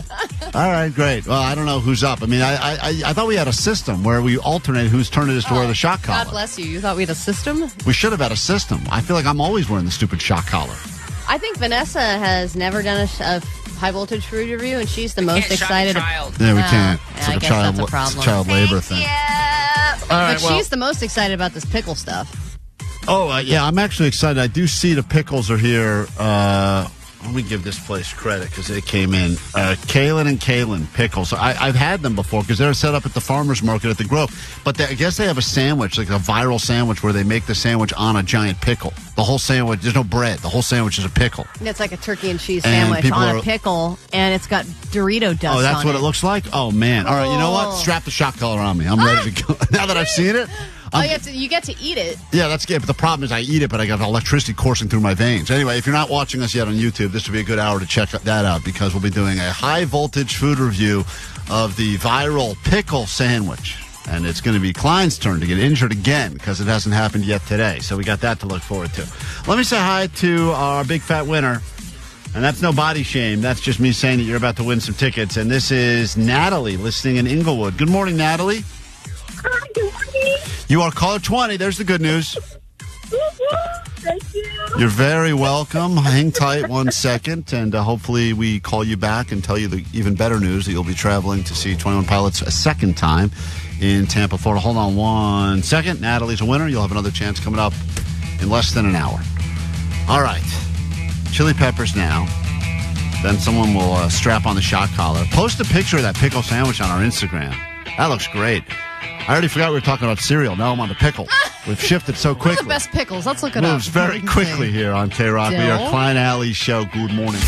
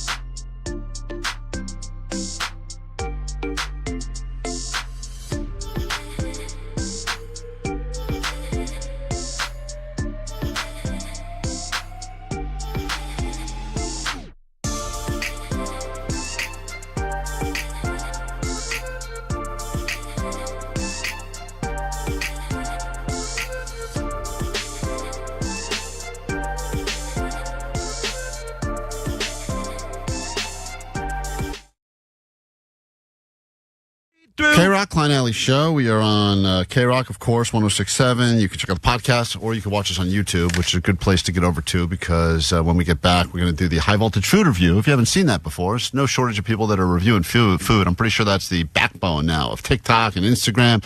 It's here I am in LA for a day. What am I going to eat? Whenever there's something that's getting a lot of attention, viral buzz, we will eat it, but we do not just get to experience the pleasure of it. That would be too fun. We have to wear a shock collar and review it, and if we say any of the buzzwords, which we're unaware, whoever's reviewing it doesn't know what the words are because you'll pick them, we'll then have to receive shocks of electricity that get more intensified as they eat the sandwich or whatever it is we're trying. And I know we've done a lot of different things, like the Arrow on strawberry and $20 strawberry. Other ones. We've done a lot of. Well, the last one we did, which I think was the pizza collab, we had crab on it. Johnny did the high voltage food review. Yeah, I wasn't there for that one. He didn't realize didn't until he get sick? Yeah, he was allergic to crab. He never had crab before. The guy had a full-on allergic reaction, so we thought it was all funny because we were shocking him with the electricity. Then afterwards, he's in urgent care, getting shot up because his whole face expanded. I know he had the idea. Thanks a lot for that, guy. Well, we were going to do a bunch of other allergens after that. Yeah, like the peanut thing. The high voltage allergy reviews. It's going to be our future. Find out what else Johnny's allergic I'm to. excited to do this one. I didn't realize I was the one getting the shock collar on, and even though it's been I'm actually jealous. I just saw I want to eat this. I just saw the pickle sandwich. I'm actually pretty excited. I would rather eat it and not get shocked, but if I have to review it while getting shocked, I'm just going to attempt very much to not say the words. If you'd like to send us, I'm going to turn off my screen so I can't see the text, but if you want to send us the words that you think should be buzzwords, if I accidentally use them during the review, you can text them to us at 800-520-1067, and potentially we work them in to the high voltage food review, which we will get into after this quick break. And if you haven't seen one before or heard it, it sounds like a lot of pain, but I am very excited. And Klein will be in even more pain because he already has an injury. Multiple. So keep stacking up the injuries. And by the way, all of you guys that are looking around, because I already saw what's going on now. Jake's already doing this thing where he's going, hey, what do you got there? Maybe I'll try it. If you're not doing the high voltage food review, I don't want anyone trying it. I know. I'm trying it after the review. No, if you want to try it, put on the shock collar and try it like a man. I'll even finish what you don't finish. Yeah, no, I call dibs on that. What if we did a high voltage food review where there were certain buzzwords that shocked you and other buzzwords where we just step on your foot? My foot with my broken toe is in such throbbing pain right now. I'm only hoping that maybe the intensity of the shock collar takes away some of the pain from my foot. That does happen. Collar on your foot. Oh my God! Just right on your toe. It couldn't be worse. I'll tell you. It's shock your ankle. When we get back, high voltage food review, the viral pickle sandwich. I cannot wait, and I'm excited but also terrified. And that is next. KROQ Road Trip USA. Your favorite KROQ bands and destinations all across the country. Stop 1. Ride a roller coaster at Busch Gardens. Make friends with an alligator. Fall in love with a Cuban sandwich when you see 21 Pilots in Tampa, Florida.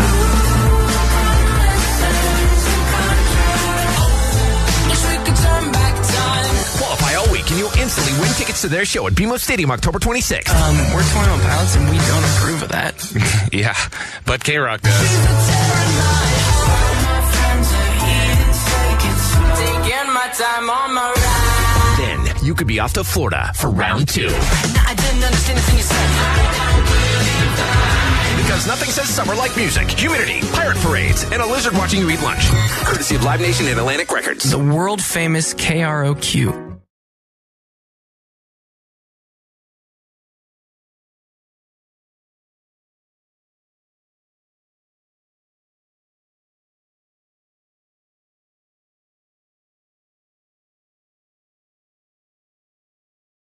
Matter how you get the nickname. Usually, it can sometimes form your entire identity. And if the nickname is a good nickname, a cool nickname, you know that you can't get away from it. Can't get away from it. It becomes your new identity for sure. My buddy that overdosed on nitrous oxide in college to the point where he had to go to the hospital, still to this day has the nickname Balloons. Isn't this the guy who crapped himself? Oh, that was Davy Gravy. because he ate too many mushrooms and he crapped himself. And that's not a good, if your name is Dave and you crap yourself, you could end up with the name Davy Gravy. And that is not a great nickname, especially when people say, why do they call you Davy Gravy? And he says, I ate too many mushrooms and I crapped my pants. I think you make up a different story then. You have to make up a different, you got to be like, oh, dude, Thanksgiving in my place. I love gravy. I have the best recipe. But that is one of the most dangerous things that happened. My buddy Molnar has a giant scar on the side of his head, and we call him Mole Scar. And that's not a great nickname to get either. That's so much worse than his actual last name. So much worse. So the reality is that if you have a nickname that you earn, you hope it's for a good reason. Well, my kid already has one, apparently. And it's not, and this is 3. dangerous because to get a nickname at 3. But this is a nickname that he's been given by his teachers, which I feel like is kind of messed up, don't you? Why are they giving nicknames to the 3-year-olds and then being like, hey, what's up? You know, like insert embarrassing nickname here. But you'd be the judge if it's embarrassing. If I was a teacher of young children, I would definitely give them all nicknames. Maybe not say them out loud, but in my own head, I would have that. Like, they're snotty. It'd be like there's Davy Gravy. Head. There's the other Davy right, Gravy. Yeah, big head. They're slow. Slowber. I would have all the names. Hey, snot face, get over here. Yeah, I would. At least in my head. Oh wait, you're all snot face. That's all of them. It'd be snot face 1, snot face 2. Yeah. So how did you find out about the nickname? So I picked him up from school, and he has these.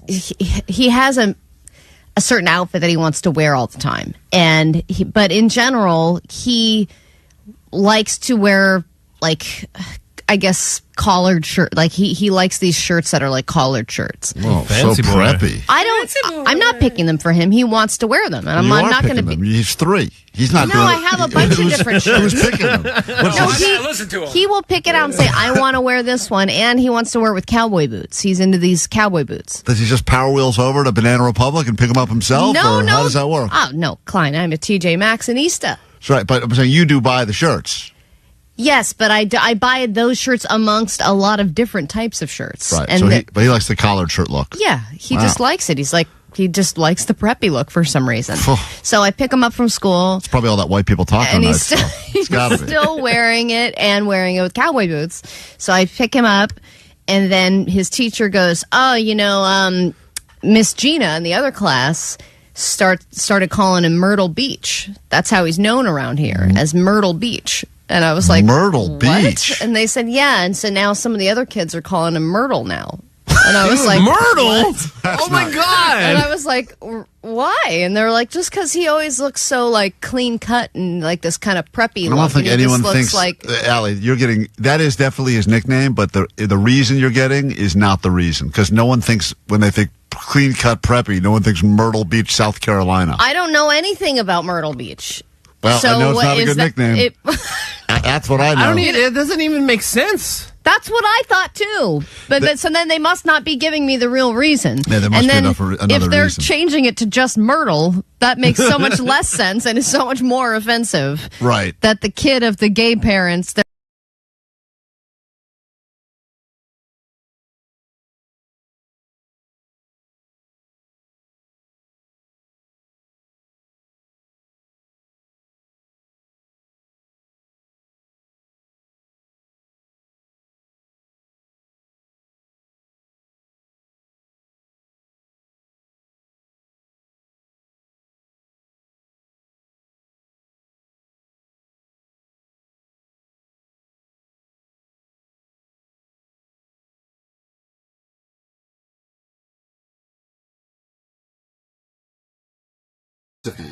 I was the voice of Ham for a short time. No, it was the voice of Ham on YouTube. But this? Her proudest role.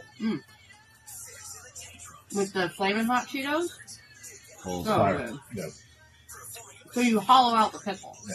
So we have the sandwiches, and then basically half of that sandwich is what we do boats, the pickle boats. So those have like cream cheese, lox, everything bagel seasoning, flaming hot Cheetos, we do cream cheese with capers. Wow. And then we do mini boats. So we do a flight of 3 small ones, which are basically like the size of those. Mm-hmm. Same thing, cut.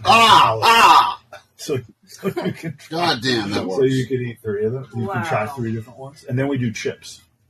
Yeah, the pickle chips. So the pickle chips tossed in all the seasonings with nacho chips on it. What? And then we do that sweet heat, which is killer, with maple syrup on top. So, Allie, the words, we got to make sure they're clear. I don't know. I can't know what they are.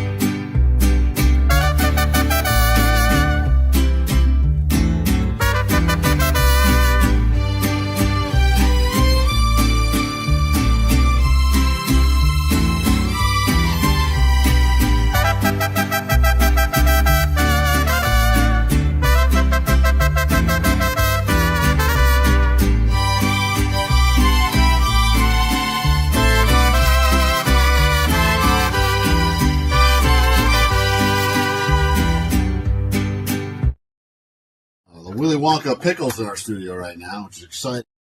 Food review. I don't know what it is. Man, pickles, I've always loved pickles. I feel like I was a real trendsetter, but now lately they've been like the flavor. You know, it was always like a flavor of the moment, but I feel like pickles have been the flavor of the moment now. I think it started like last summer. It's continuing to this summer, right?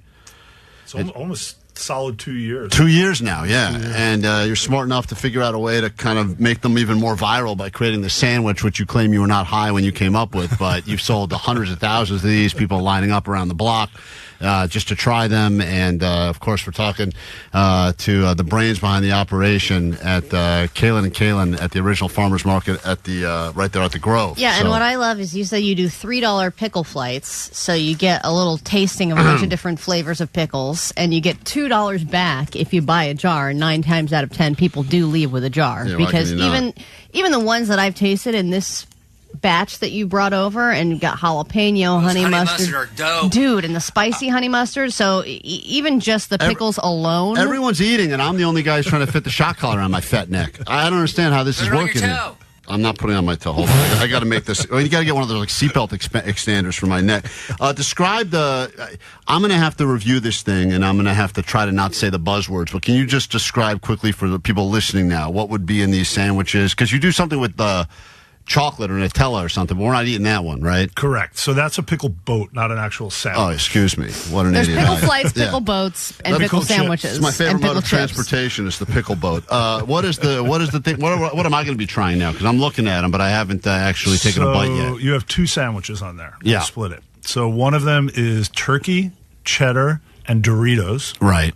And what flavor of Doritos on that one? The regular basic Dorito. Nacho. The nacho cheese Dorito, one. Yeah, Okay. the Crumbled up like dust. Correct. Yeah, got it. And pulverized. then the other one is black forest ham, Swiss, and flaming hot Cheetos. Okay, And that's the one I had the opportunity to try during the break, and it was mwah. Yeah, so much for the rules about the only person that gets to try it is the person who's wearing the shot collar. I could not stop myself. I have to adjust this thing to make it fit around my neck. So, Allie, you've got. It's all backwards. Oh well, that's part of the problem. I'm dyslexic. So you've got. By the way, you've had a lot of people. I'm sure very influential people try your sandwiches before. You've got a lot of attention. You've been on all the local news and everything.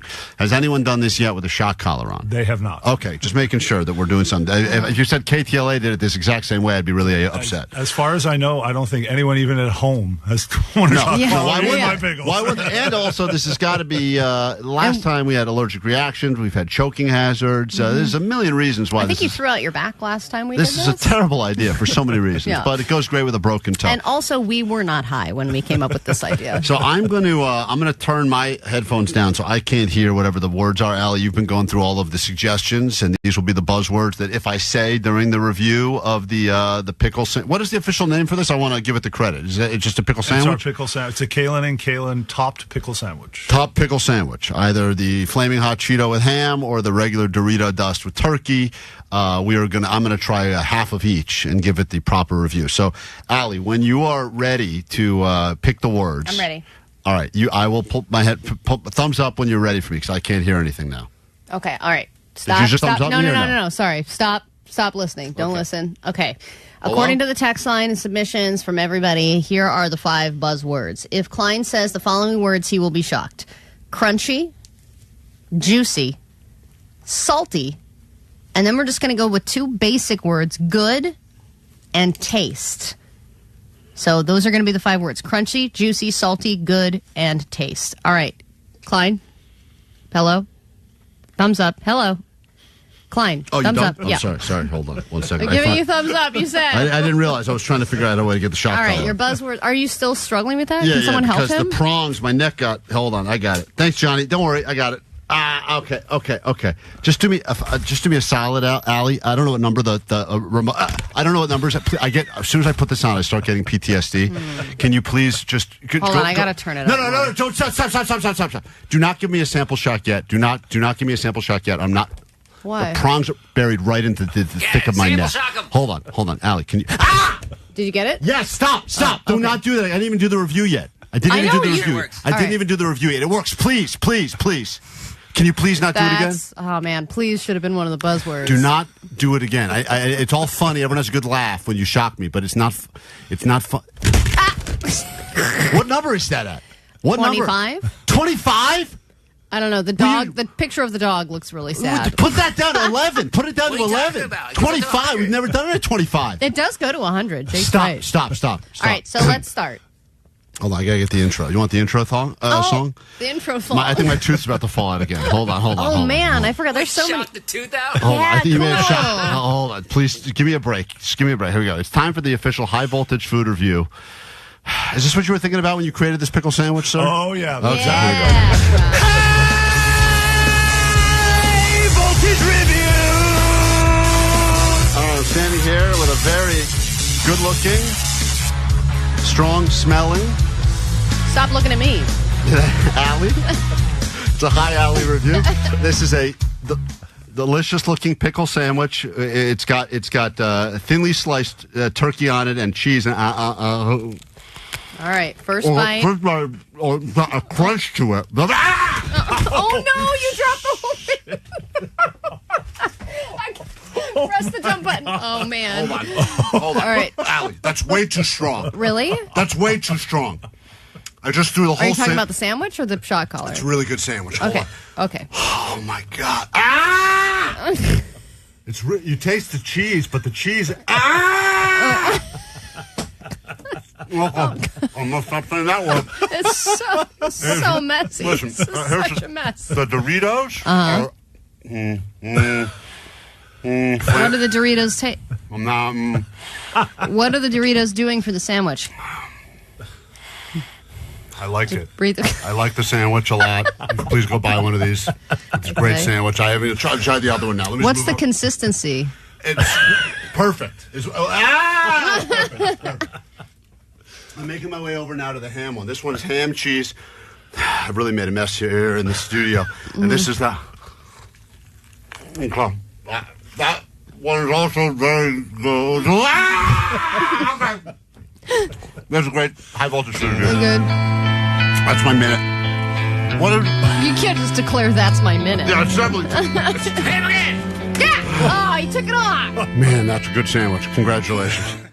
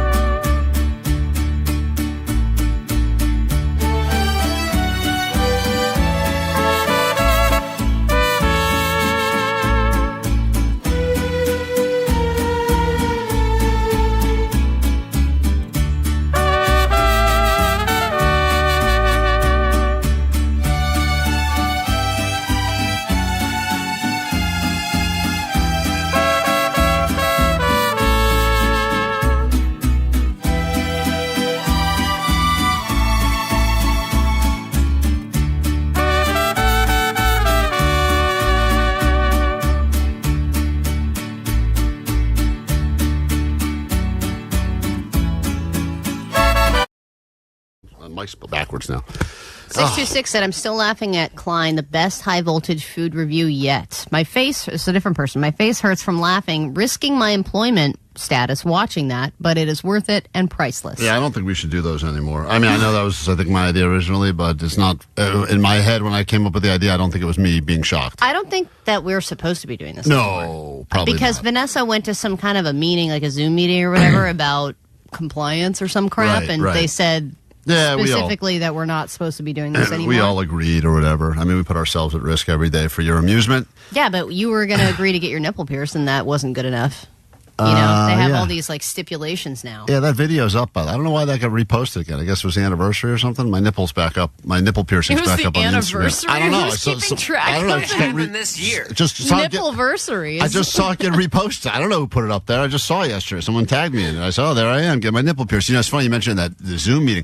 Yesterday we had Oh my God, that all staff check-in. it was an all-staff Zoom meeting, and, I listen, hate the word check-in. well, we get a lot of, anytime you work for a big company, you have to deal with a lot of corporate jargon, and it's always excuses and BS, and it's a lot of crap, and everyone just kind of nods and lets the important people say blah, blah, blah, and things are great, and this and that, and, you either believe it or you don't, but it's all usually a bunch of BS, and they use terms like unpack this, and full stop, end it, full stop, and, you're much appreciated here, full It stop. sounds like they get paid by the word. Right. It's a lot of whatever. But yesterday was one of the most ridiculous things I've ever heard in any of these things, and I've sat through quite a few of them. Because it was both of the CEOs in their really nice houses answering Oh, is questions. that where they were? I couldn't tell. It's like- funny when you But I can't. feel like they purposely went to a not flashy room. I can't tell if it's virtual backgrounds anymore of people that don't have Yeah. nice houses and want to look nice, or they're actually nice No, rooms. I think people who have nice houses go to the crappiest room in their house Because they don't want it to look too nice. Yeah, they don't want it to look too nice. And then the people who don't have nice places, they do a fake background, or they like stage a bookcase in the background with a bunch of like ornate things. Right, if you're on living- it. The nicest corner in the shack. Yeah. Right. If you're living in a shack like Jake is, you're putting like some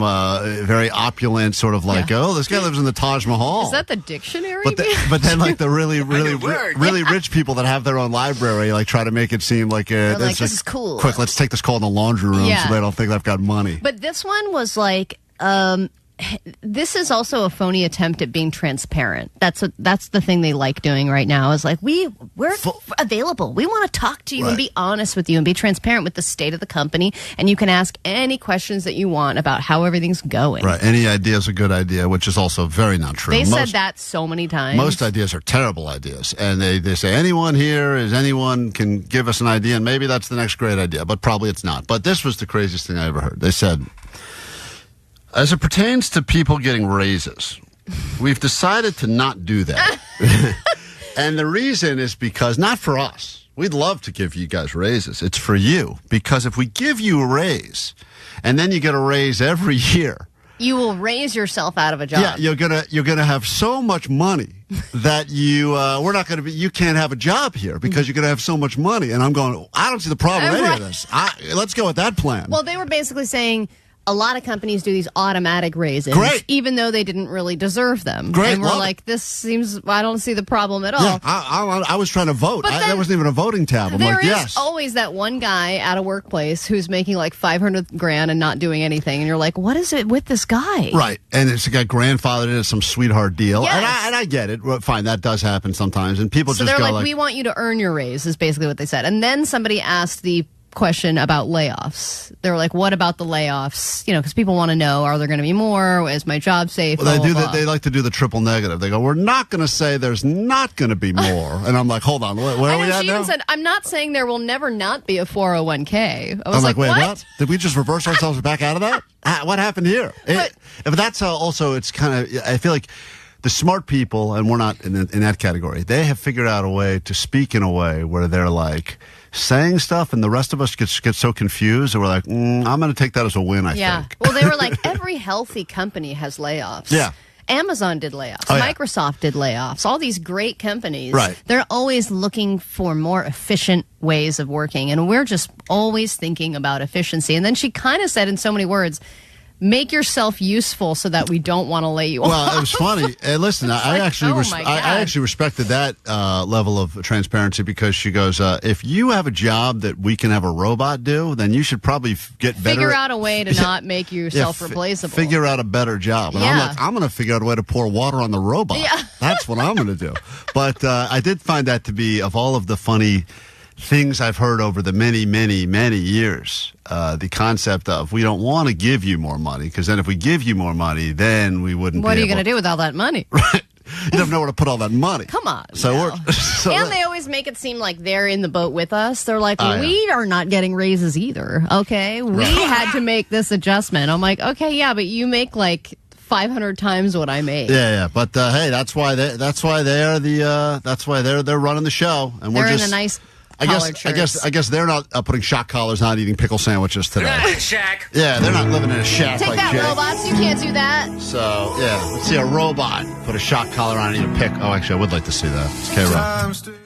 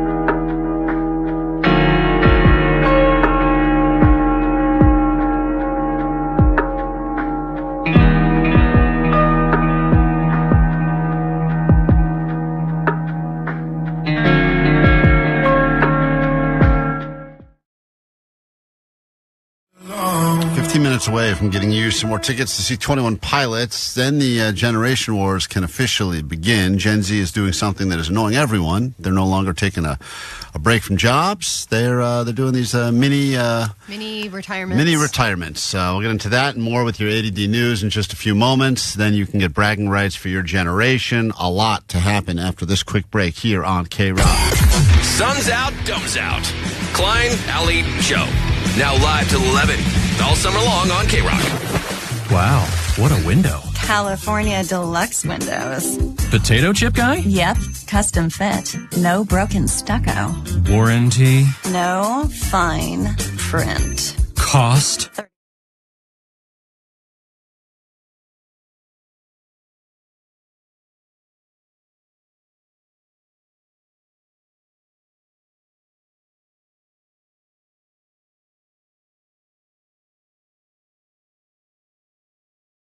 When you get a butt dial, Klein, is it just from your mom? If my mom calls me 90% of the time, it is unintentional, yeah. And it's her butt. And then when I tell her later, hey, you called me 9 times in a row this morning, she's always shocked. But it's someone you talk to on a regular basis. Uh-huh. Yeah. Last night, I received a butt dial from someone that I don't talk to very often at all. And it was a very mysterious, very X-rated voicemail. What do you mean X-rated? Like they were having sex? Well, I'm not sure. I'm interested in what you think and what your theory is of what is on this voicemail, because this is just a piece of what I heard. Ow. Ow. Oh, my God. Ah, gay. Right? Vanessa, that's so quick to judge.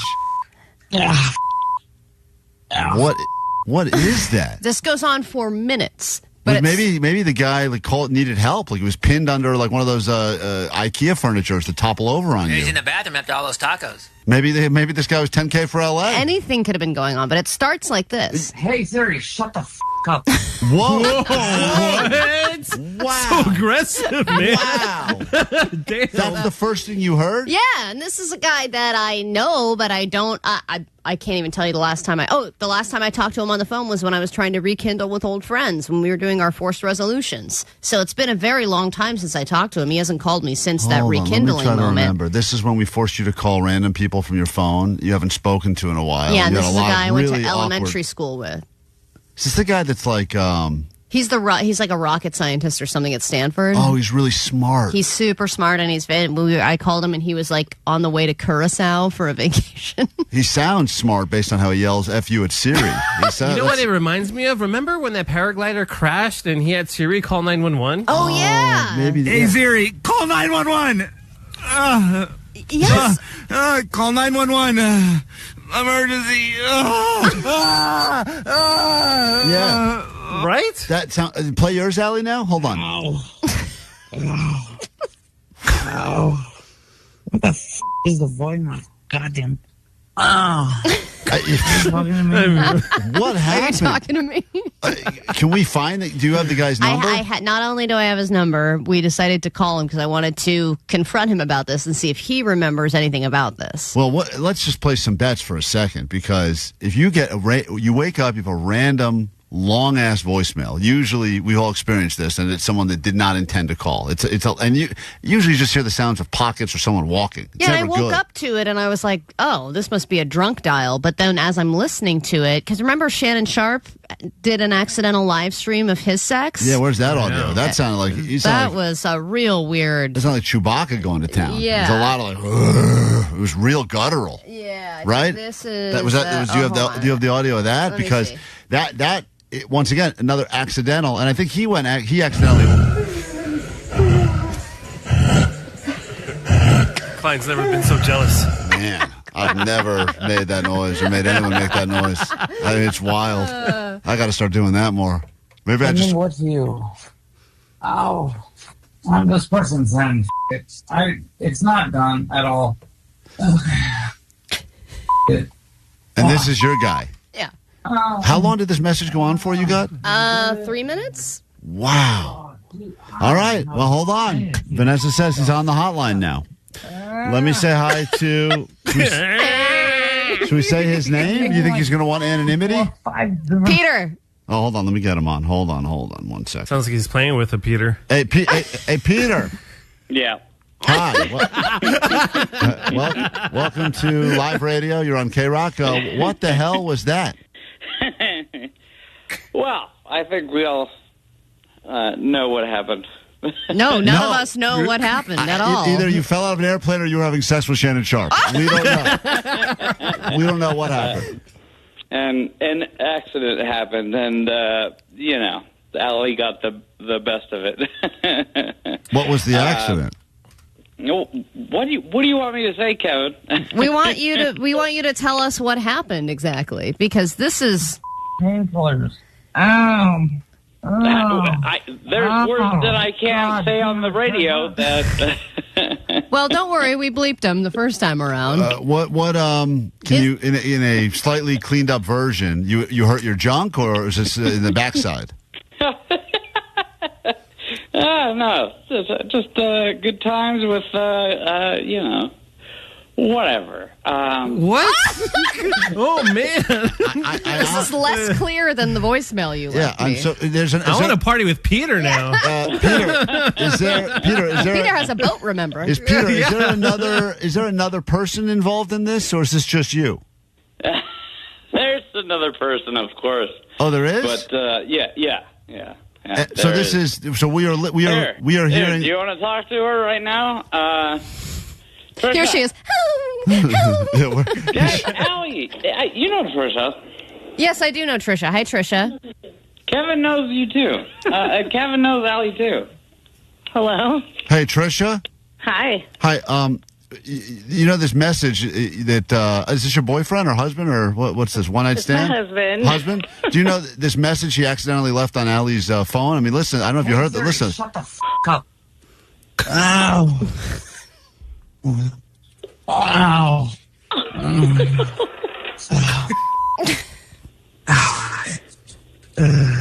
You know about this at all, Trisha? Nope, didn't know about that.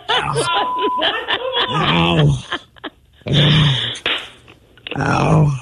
You gotta be more careful. This is the voicemail. Goddamn. Ow. Are you talking to me? Now, Trisha, are you Is Trisha there? Are you or no? involved in this? Because you're not on this recording at all. No. You were not involved in this, or you were there? I don't believe I was there. And if I was, maybe... He's in the back. Put it back on the phone. Put it back on the phone. Was Peter on poppers or something? Okay, are drugs and sex involved, or both? What? What? Hold on. Guys, I am more confused now Totally. than I was at the beginning of this call. Darn it. Peter, was this a pleasure message or a pain message? Because we really can't tell. I don't know if I want to continue this conversation. Really? It's that private, Peter. What did you say to her? We just asked if she knows what that is. What is that? By the way, of all of the times to accidentally call someone and leave a message, I mean, this was a choice moment that Allie came in the morning. She goes, "You got to hear this message I got in the middle of the night." It's not done at all. What time did this message come in, Allie? Midnight? 12:30. 12:30 she got this. You're having a late night. It's not done at all. Hey, did he have one of those 4-hour Viagra boners? Oh.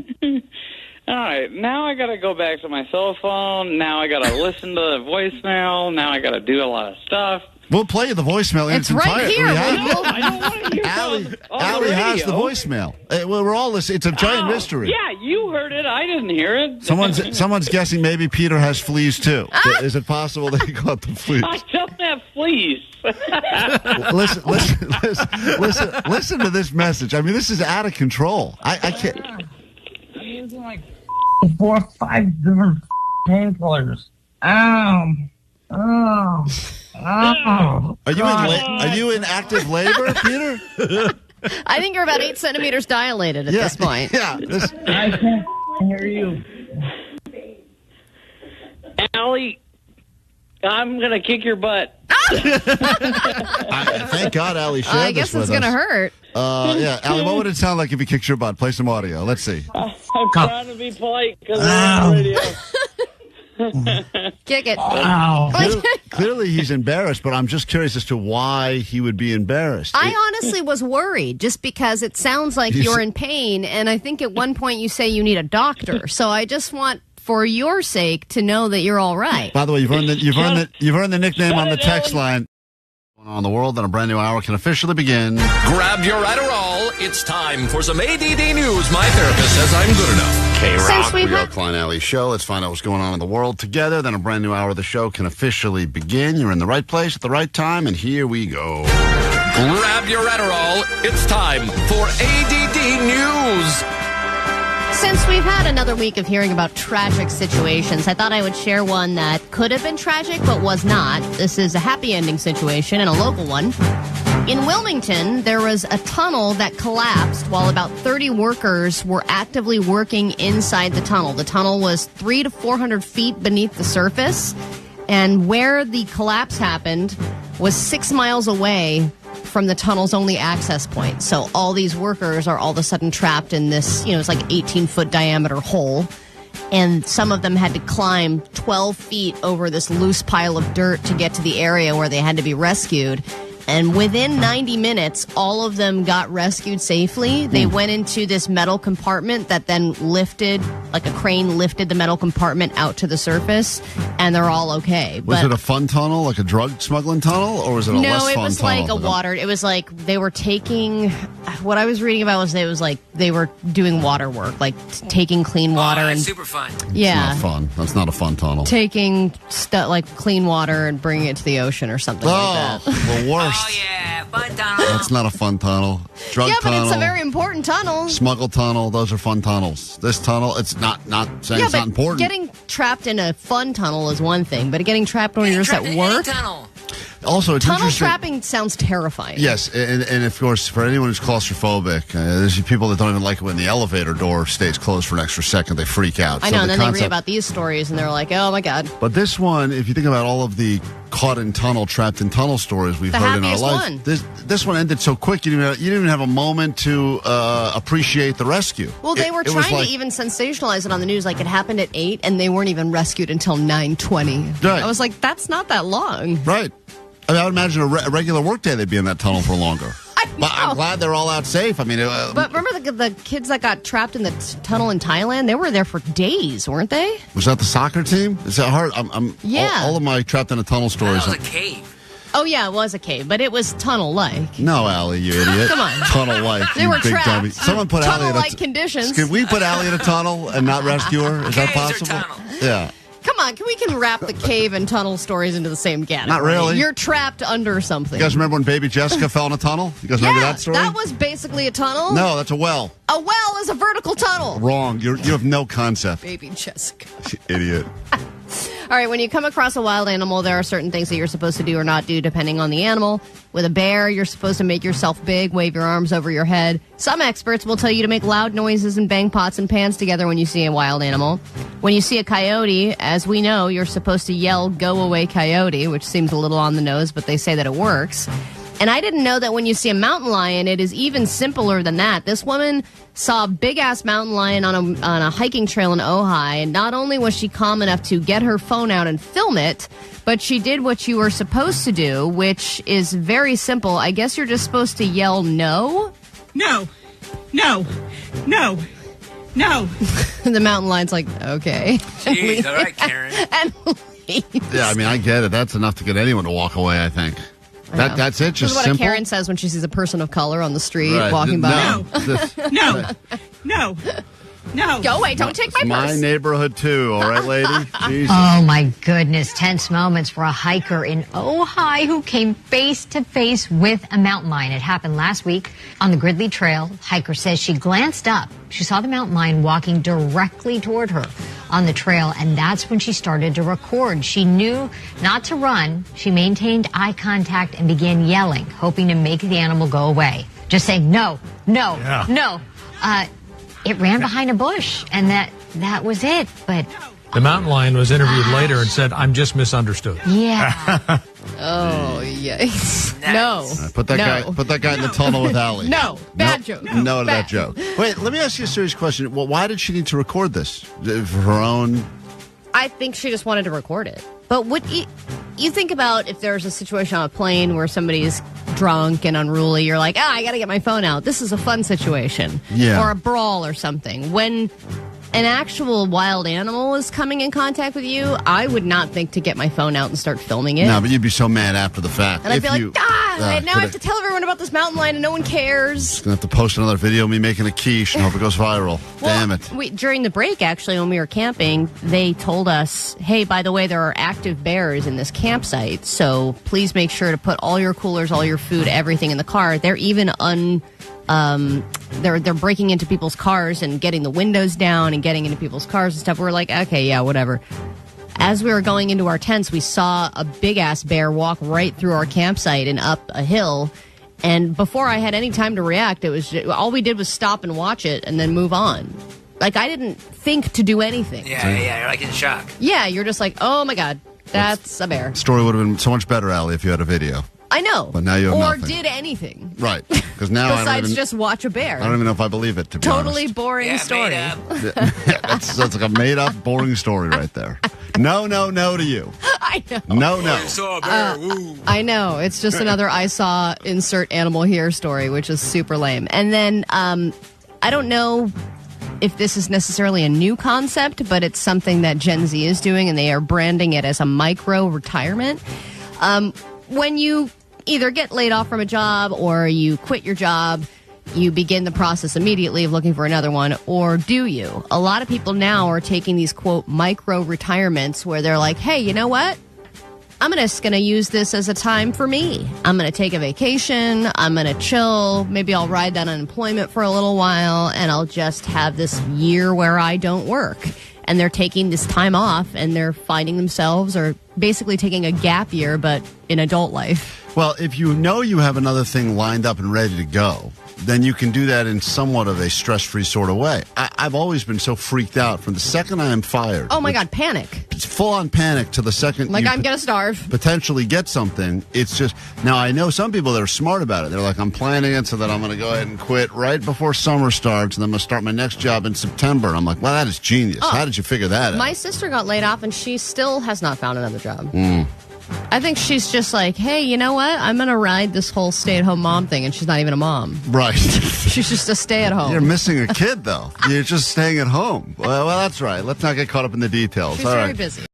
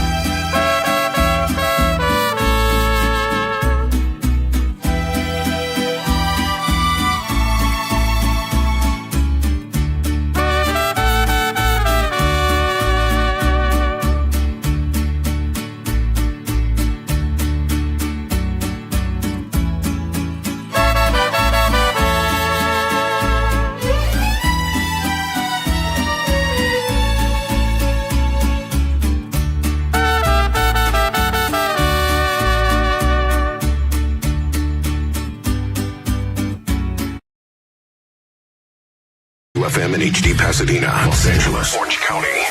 This is the World Famous KROQ.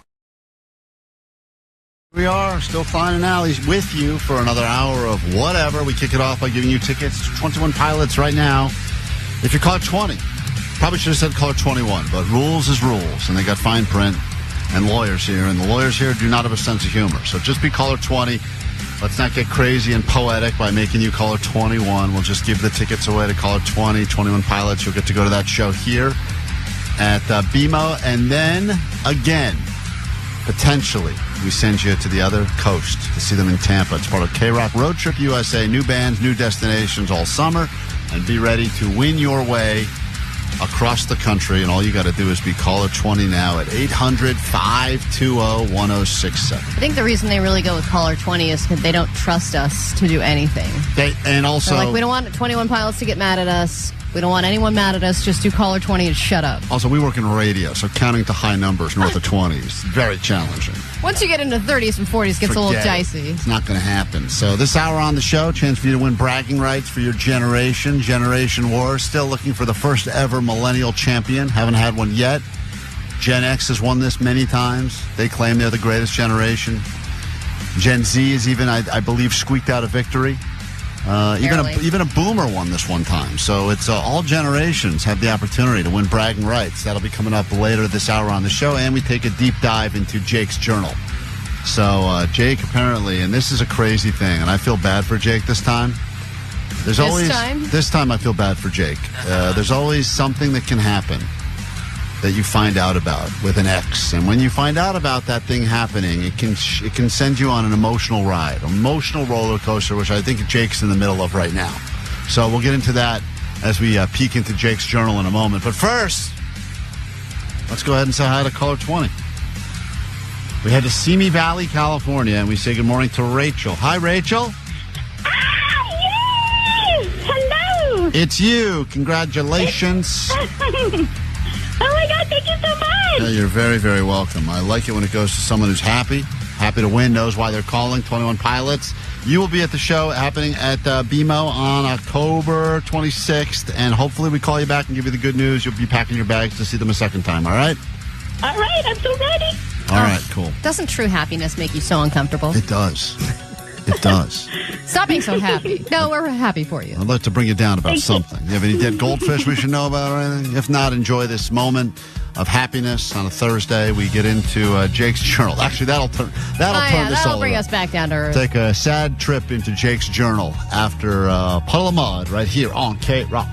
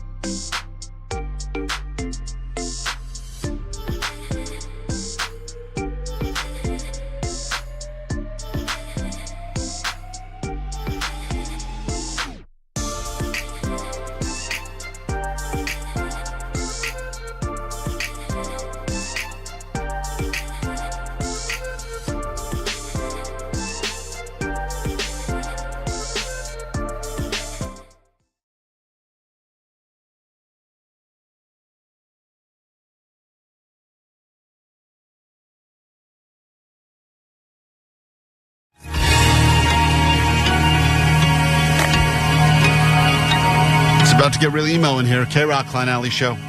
That's what we dig deep into Jake's journal. Now, sometimes Jake will journal his innermost thoughts, fears, excitements, etc. We like that. Then every once in a while, he's using his journal to test out stand-up material, which we hate. The worst. I hate when we accidentally fall into that, and then we're in it, and we can't go back. Yeah, we got to get out of it. 5 minutes. So we told Jake we would take a moment to hear what's going on in his journal because he did discover something that could send you on an emotional roller coaster about someone, an ex-lover, right? I mean, it's never something you want to discover about an ex, right? Yeah, and this is an ex that I don't know was ever really with Jake, but he did tell us about the entire process on the air. So I think people have like an investment. Yeah, I mean, he met her through the show. This was, she was a listener. Tina. He met her during live Tinder. They swiped. He swiped in her favor. They went out. I believe you guys were sexually active at least a few times, right, Jake? Mm-hmm. You guys were having back and forth texting, and then you had whole weekends planned together, and then stuff started getting weird, and then patchy. And then you found out you had a discovery about Tina after she kind of goes. I don't know. Are you reading my journal, or No. am I reading my journal? You can read your own journal, but I'm just trying to figure out behind the scenes because I don't know what you write in your journal. I'll tell you. Let me read my journal. I'm afraid you're going to try to do jokes. It actually sounds funnier when Klein says it. Yeah, and then Jake got ghosted by her, and there you have it. Hilarious. So let me put on some music. And then Jake got ghosted. All right, whenever you're ready, Jake, take us into your journal. This is Jake's innermost thoughts. There is an update in the Tina saga. If you don't know, Tina was a listener who I played live Tinder with on air. And I already said this part, dude. If you don't know journal, I'll explain it to you. You don't have to fill in the journal. The journal's for your thoughts, Jake. I'm setting it up. I love that you have to update the journal. Hey, journal. Did you hear, journal? Good news, journal. I'm not just about to write a bunch of dumb jokes anymore. I've got a real entry now. Okay, skip to the new part. Go ahead. Hold on. Oh, boy. There's a lot of setup. There's a lot of setup. You can read what you wrote, Jake. I know you spent time writing it, so go ahead. All right. Well, we were in a situation for a couple months, but she lived in Riverside, which is known as geographically undesirable. So eventually it just fizzled out. She stopped calling me, I stopped calling her, and that's fine. It's fine. Oh. Then a couple months later, she texted me asking why I ghosted her. I said, I never ghosted you. We just stopped talking. That's different. And that started us hanging out again for about a month. And the last time we hung out was in early March when we spent 4 nights together, which included going to a couple concerts and drinking a bunch and having a bunch of sex, which sounds great. And it was at times. But she was kind of a dick that weekend. And the last time we talked was on a video chat that Sunday. And the last thing she said to me was, all right, go have fun at your dumb card game. Then laughed and hung up. Oh, damn. I didn't know that's how it ended. That was the last thing she said to you? Huh? That was the last thing she said to you? That was the last thing she said to me, yeah. She never It called was me also back. the first thing she said to me. I feel like that's my line to you, It was the Jake. first and last thing she ever said. That's Jake's love language. Yeah, she's stealing my lines now. I say go have fun in your dumb card Tina game. sounds funny. I like to. Okay. She never called me back, and I didn't have any want or need to talk to her either. And I felt like we had an unspoken understanding. And that's fine. It's fine. We're still friends on social media, which is how I saw a Facebook update where she was tagged and now being in a relationship. Oh. Dude, she changed her Facebook status? Or she got tagged in one or whatever. That's fine. And that's great. I'm very happy for her. She's in a relationship with a guy that looks like a sentient monster energy drink. And also looks like he wouldn't know what sentient means. Yeah. He looks like if you crossed a dirt bike with a line of cocaine. That guy's cool. Very Riverside-y. I'd like to date that guy. I want more comparisons. Riverside white guy. Oh, boy. I put the over-under of his DUIs at 2. Oh, funny. Okay, here we go. Thank you. We've walked But the into it important again. part is I don't think it's going to last very long. One, because her comments on the post were what and not what. Oh, wow. W-A-A-T. Stupid. And we'll see how this goes, which is not very encouraging.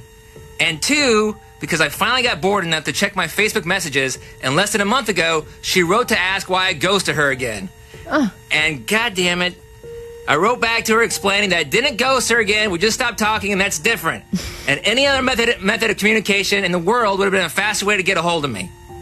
Anyways, I wish them all the luck in the world. I put the over-under You at do? 3.5 It months. doesn't sound like you wish them all the luck in the world. Seething with bitterness, Jake. Good night, Journal. I love you. Okay. What a lovely trip into Jake's journal. I think obviously the one for you is Journal. Yeah, you and Journal have a sweet relationship, man. Well, give me a comparison. What's Journal like? If Those pages are stiff. If this guy's like a polar bear and a lot of cocaine, had sex with a dirt bike, what is Journal like to you? The Journal tells me every night, Go have fun in your dumb card game. All right, that's beautiful. There he is. Funny. That's Jake. He's a real man with real sweat and a lot of it. Thanks for being vulnerable, Jake. We appreciate that.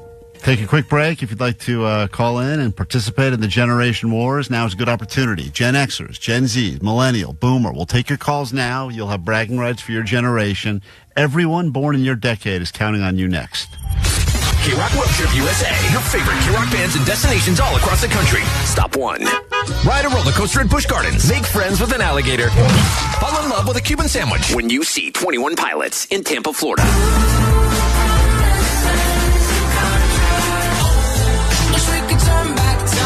Qualify all week and you'll instantly win tickets to their show at BMO Stadium October 26th. We're 21 Pilots and we don't approve of that. Yeah, but KROQ does.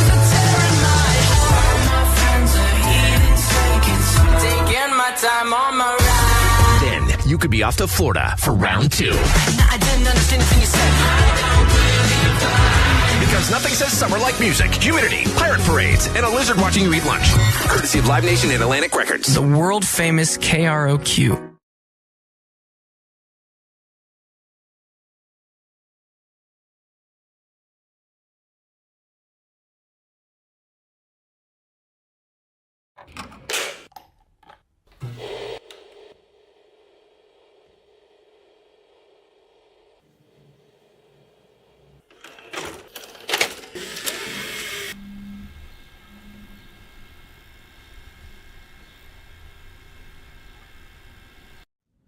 Oh, good, a cartoon. I hope you're high. Kevin Klein live. Kevin Klein live, hello. I was trying to find out if today is the day for the $105. You want the $105 cash? Yes, ma'am. Yes, sir. All right, what's your favorite morning show? 105. 105 what? Where they have the jazz and the soft music and the mellow music. And Yeah, you're listening to 105 Jams. Yes. You called 105 Jams, the station that's giving you $105 to make you hollers. I got the $105. This your boy, DJ Sam the Jam. All jams, no marmalades. You got the $105. Yes. Give it up. What station giving you jams and cash? Top 105. 105 what? Jam. Jams 105. And lucky you, it's Double Trouble Thursday. We're going to double your $105. Wow. We're going to double that to $210. Okay. I'll take the double. Oh, you know what? We're going to triple it. What do you think of that? $315. Wow, I like that even better. What station is tripling your jams and your cash? Hot 105 Jams. Hot 105 Jams. Uh-oh, you gone and activated the cash quadrupler. It's Quadruple Cash Thursday. $420. Yes. Whoops. This is embarrassing, and Sam the Jam never makes a mistake. It is not Quadruple Cash Day. Okay. In fact, I should also point out I don't believe it's a triple day either. It's all right. Nor is it a double day or even a regular $105 day. In fact, this isn't even Hot 105. It's Live 105, and we don't have any money for you, and more embarrassingly, we don't even have any jams. Okay. So what's your favorite radio station?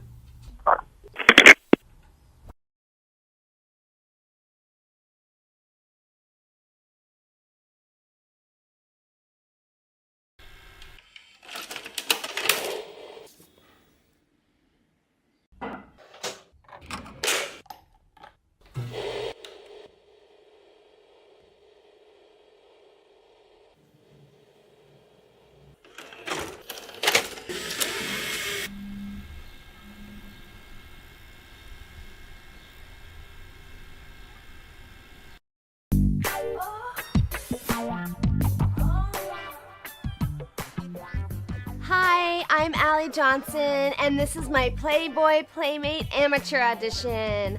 I am 5'5", I'm 22, I'm a 32B in a good bra and a 32D in a drugstore bra. I know that there's another Allie Johnson who wants to be a Playboy Playmate, and I know that because when I search on the YouTube, she comes up before my name, which makes sense because she's really buoyant. I hate it when people say, Allie, you're really shallow, or Allie, your butt is too big for your species.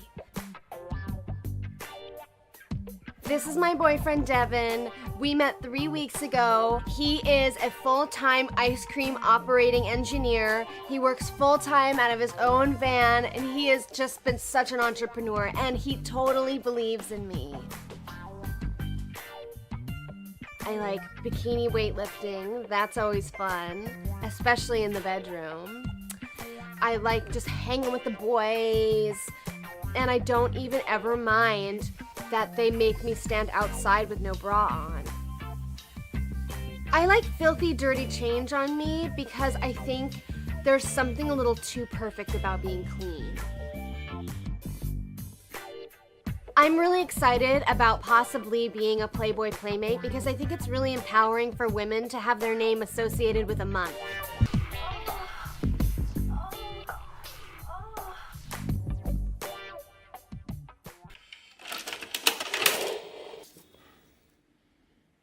She said, hello, neighbors. I just moved here, and I'm not very familiar with the area. Any good restaurant recommendations nearby? And the photo she posted of herself is an absolute thirst trap. Ooh.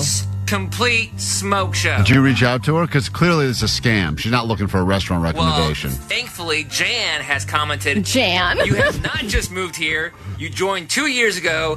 This photograph also belongs to someone else's social media account. You are reported. Cool. Which is so Jan. So Oh, Jan. man, Jan shut her down. Oh, Jan coming in clutch. That's a great idea though, because some guy who's like not having no luck on the apps is just scrolling the next door app, and he's like, "Ooh, look at this hot newbie who doesn't know anyone." I want to take you to Wood Ranch.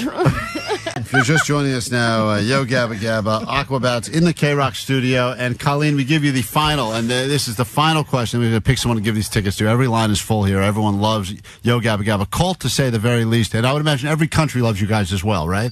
North Korea, are they fans of yours yet or no? If they're not, they should be. They should be. They absolutely should be. Go ahead, Colleen. Kim Jong-un and I are good friends. Just wanted to let you know my daughter Yes. had a Yo Gabba Gabba birthday party when she was like 3 or 4.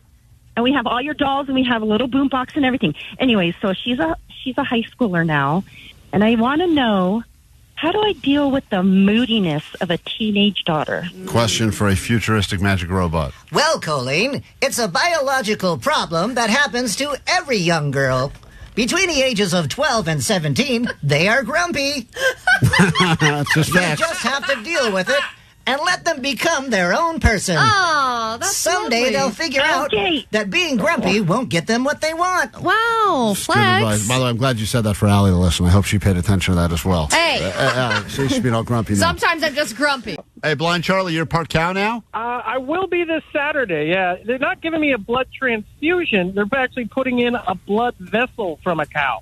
714 says, sounds like someone has farmer's insurance. Oh, hilarious. That's a terrible joke. All right, listen. You're quiet down, Charlie. We're making jokes. Next question, will you let us brand you?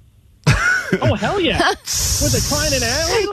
It's all right on the ass. I want to make sure people know you're our cow. We don't want big boys stealing you. Tag his ear. All right. All right. The happy cows come from California.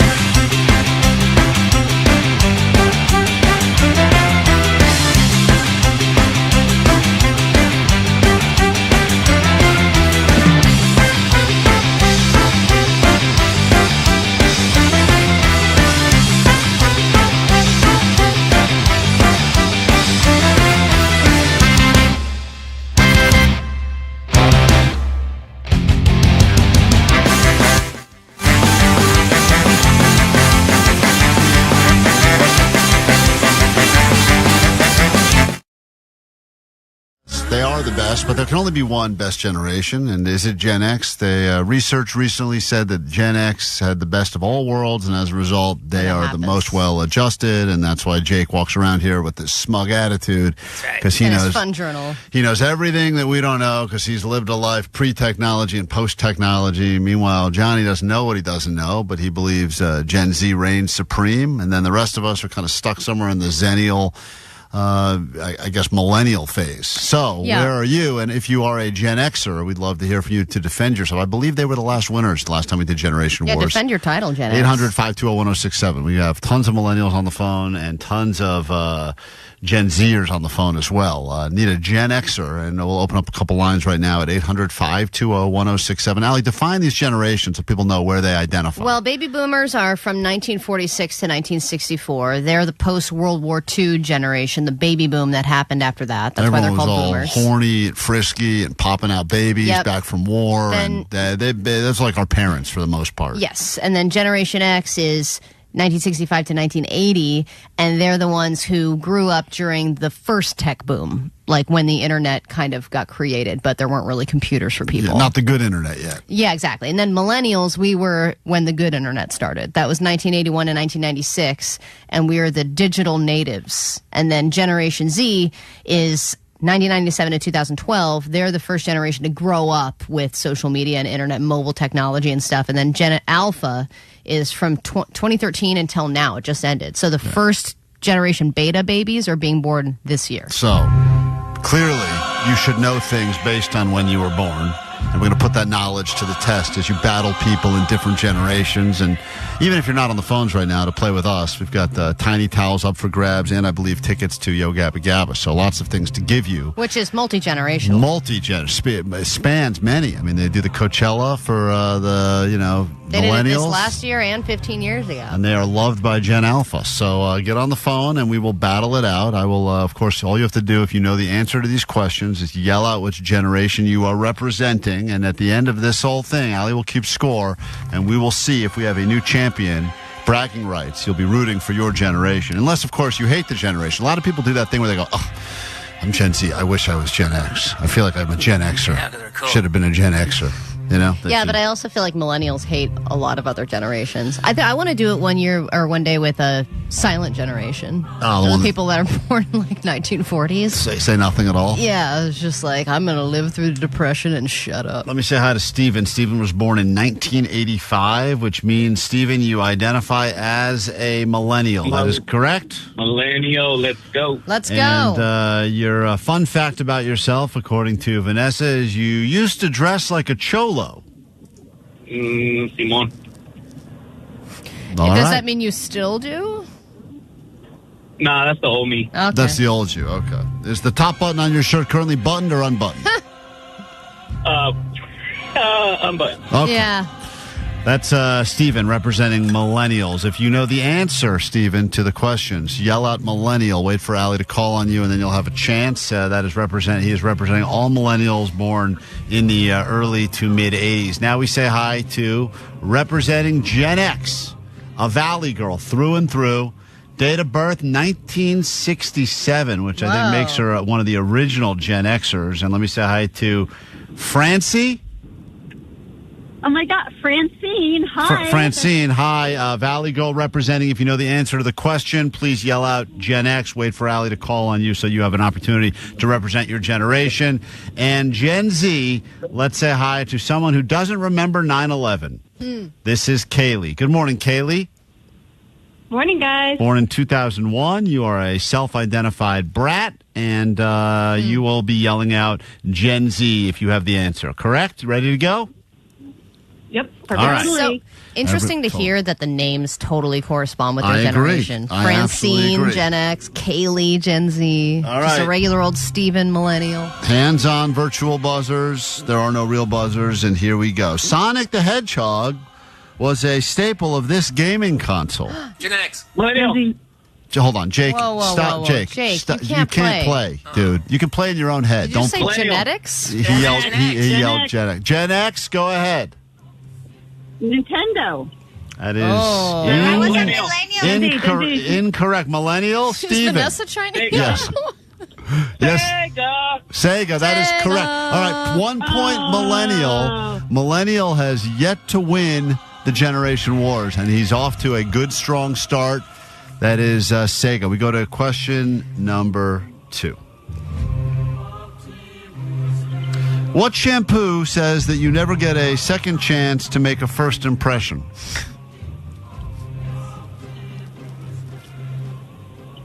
No answer. Moving on. I guess dandruff is not popular anymore. Head and Shoulders. We go to I thought it was Head question and Shoulders. number 3. I remember those commercials that they're like a girl's putting her arm around a guy and then she's like, ew. Yeah, this guy's flaking all over me. You're not getting laid tonight, dude. And he's like, oh, man, if only I had better shampoo. Here we go. Question 3. This MTV dating show used a bus to bring out the next contestants. Oh, man. Millennial. Gen X.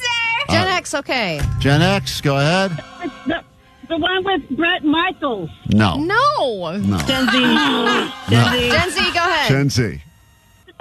Next. That is correct. Wow. Next. One of the greatest dating shows that ever was and ever will be. Great use of a bus. Now we have a tie. Gen Z and Millennial tied up 1-1.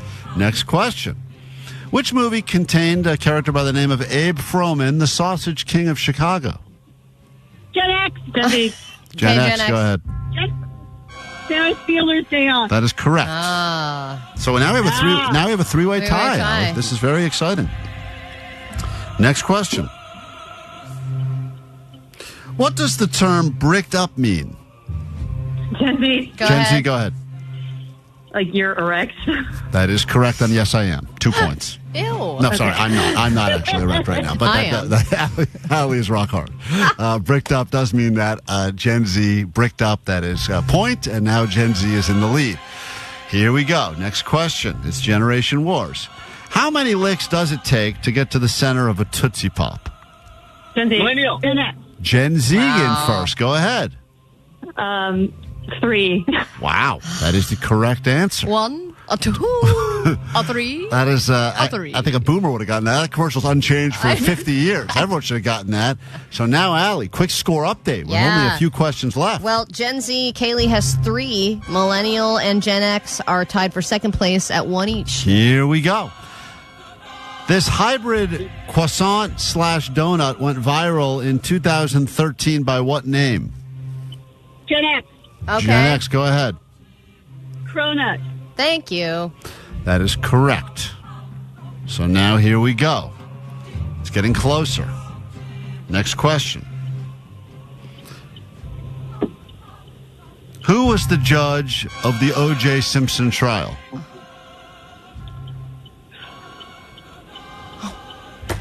Guys. Time is up. What? No. Judge Ito. No. Judge Ito. No one gets the point on that. Wow. Down to only a few questions left now, and this could be a come-from-behind win, or potentially we have a Gen Z champion. Here's your next question. Why would someone use 1-800-COLLECT? Millennial. Millennial, Okay, go finally. ahead. To make a collect call. That is an absolute correct answer, and I don't even think that probably Gen Z knows what that even means. Gen Z, Kaylee, do you know what a collect phone call is? No. No. Wow. Don't worry about it. Doesn't matter. I mean, they were really pointless. Guys, there's 2 questions left, Allie. What's the score right now in this Generation Wars? Kaylee's got 3, and Steven the Millennial, Francine, Gen X both have 2 points. This fashion brand is also a slang term that means you're good, you're fine, you're okay, you're cool. Millennial. Millennial, go ahead. Gucci. That is correct. Oh! What just happened now, Allie? Okay, so now Steven, Millennial, and Kaylee, Gen Z are both tied for first place. There's one Oh my God, question could left. a Millennial finally win? There's one question and one question left. Get ready. What does AOL stand for? Millennial. Go, Steven! Millennial, go ahead. America Online. For the first time in the Generation Wars, millennials have proven that they actually do belong. Congratulations. Gen X won't even accept it. Listen to that. Yeah. That's typical Gen X. Gen X wins, baby. And millennials doing the Macarena to celebrate. All right, well, congratulations. Get that guy some Yo Gabba Gabba tickets and some Tiny Towels. Everyone gets a Tiny Towel consolation prize. That has been a Generation Wars, and for the first time ever, millennials, you can go ahead and hold your head very proud today. You have reigned supreme with some new Foo Fighters called Today's Song on KROQ. Hold on, let me hit it right now.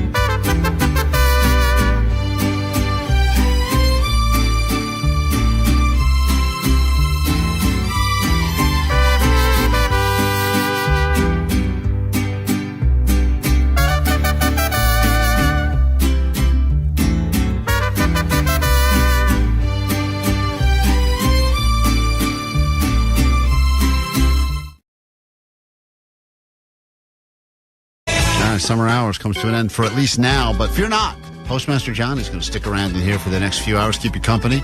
In for Nicole Alvarez today. He brings with him more of those tickets to see 21 Pilots, so be ready to call in and win those tickets coming up again in about 15 minutes. Thank you for putting up with us today. Thank you to, I want to give them a proper plug. Kaylin and Kaylin. There we go, Kaylin and Kaylin at the Original Farmers Market, bringing in the pickle sandwich, which if you missed the high voltage food review, I still feel like I'm having weird aftershocks or something in my body. But that video Has it distracted from your toe? Yeah, it actually did help. Oh, I broke a toe last night, smashing it into the bottom of a couch, and I'll tell you, I can feel it in my toe. Shocking yourself with a shock collar while eating a pickle sandwich does distract away from the pain in your throbbing foot, which is nice. Take that, doctors. And all the emotional pain I've been going through this week as well. It's really been helpful. And Jake's journal made me feel better about myself, so it's been great. Wow. Tomorrow, I'm going to figure out, now that this Diddy trial is wrapped up, we got to call Mel's Diner in Hollywood and figure out, they're going to keep our picture up or take it down. Yeah, because they said that if he was found innocent, that they were going to put his photo back. Yeah, and he was like innocent on certain things. Yeah, he's like so happy, but he was still guilty of a few things. Wonder if Mel's even has that picture still up, but that may be temporary. We'll figure that out. Little Johnny doesn't know tomorrow. We got more of those 21 Pilots tickets for you, more tiny towels. In fact, tomorrow is going to be a tiny towel blowout. We got to get rid of these things. We got so many of them. I think we'll be doing tiny towels, 4 times an hour all show long tomorrow. Gosh. We got a lot. We got to give away a lot of towels. Tiny towel off? Tiny towels all show long. Takeaways from today's show. What do we got? Many takeaways this morning. 774. My takeaway is white on white hate is what America needs right now. That's right. It's what we were founded on. 626. My takeaway is Klein had sex in a public jungle. It was a public jungle, and that counts. 949. My takeaway is jet skis never die. That's right. 650.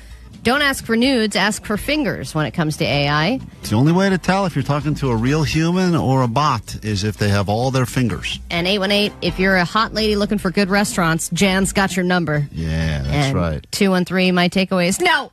No. You got to remember that. No.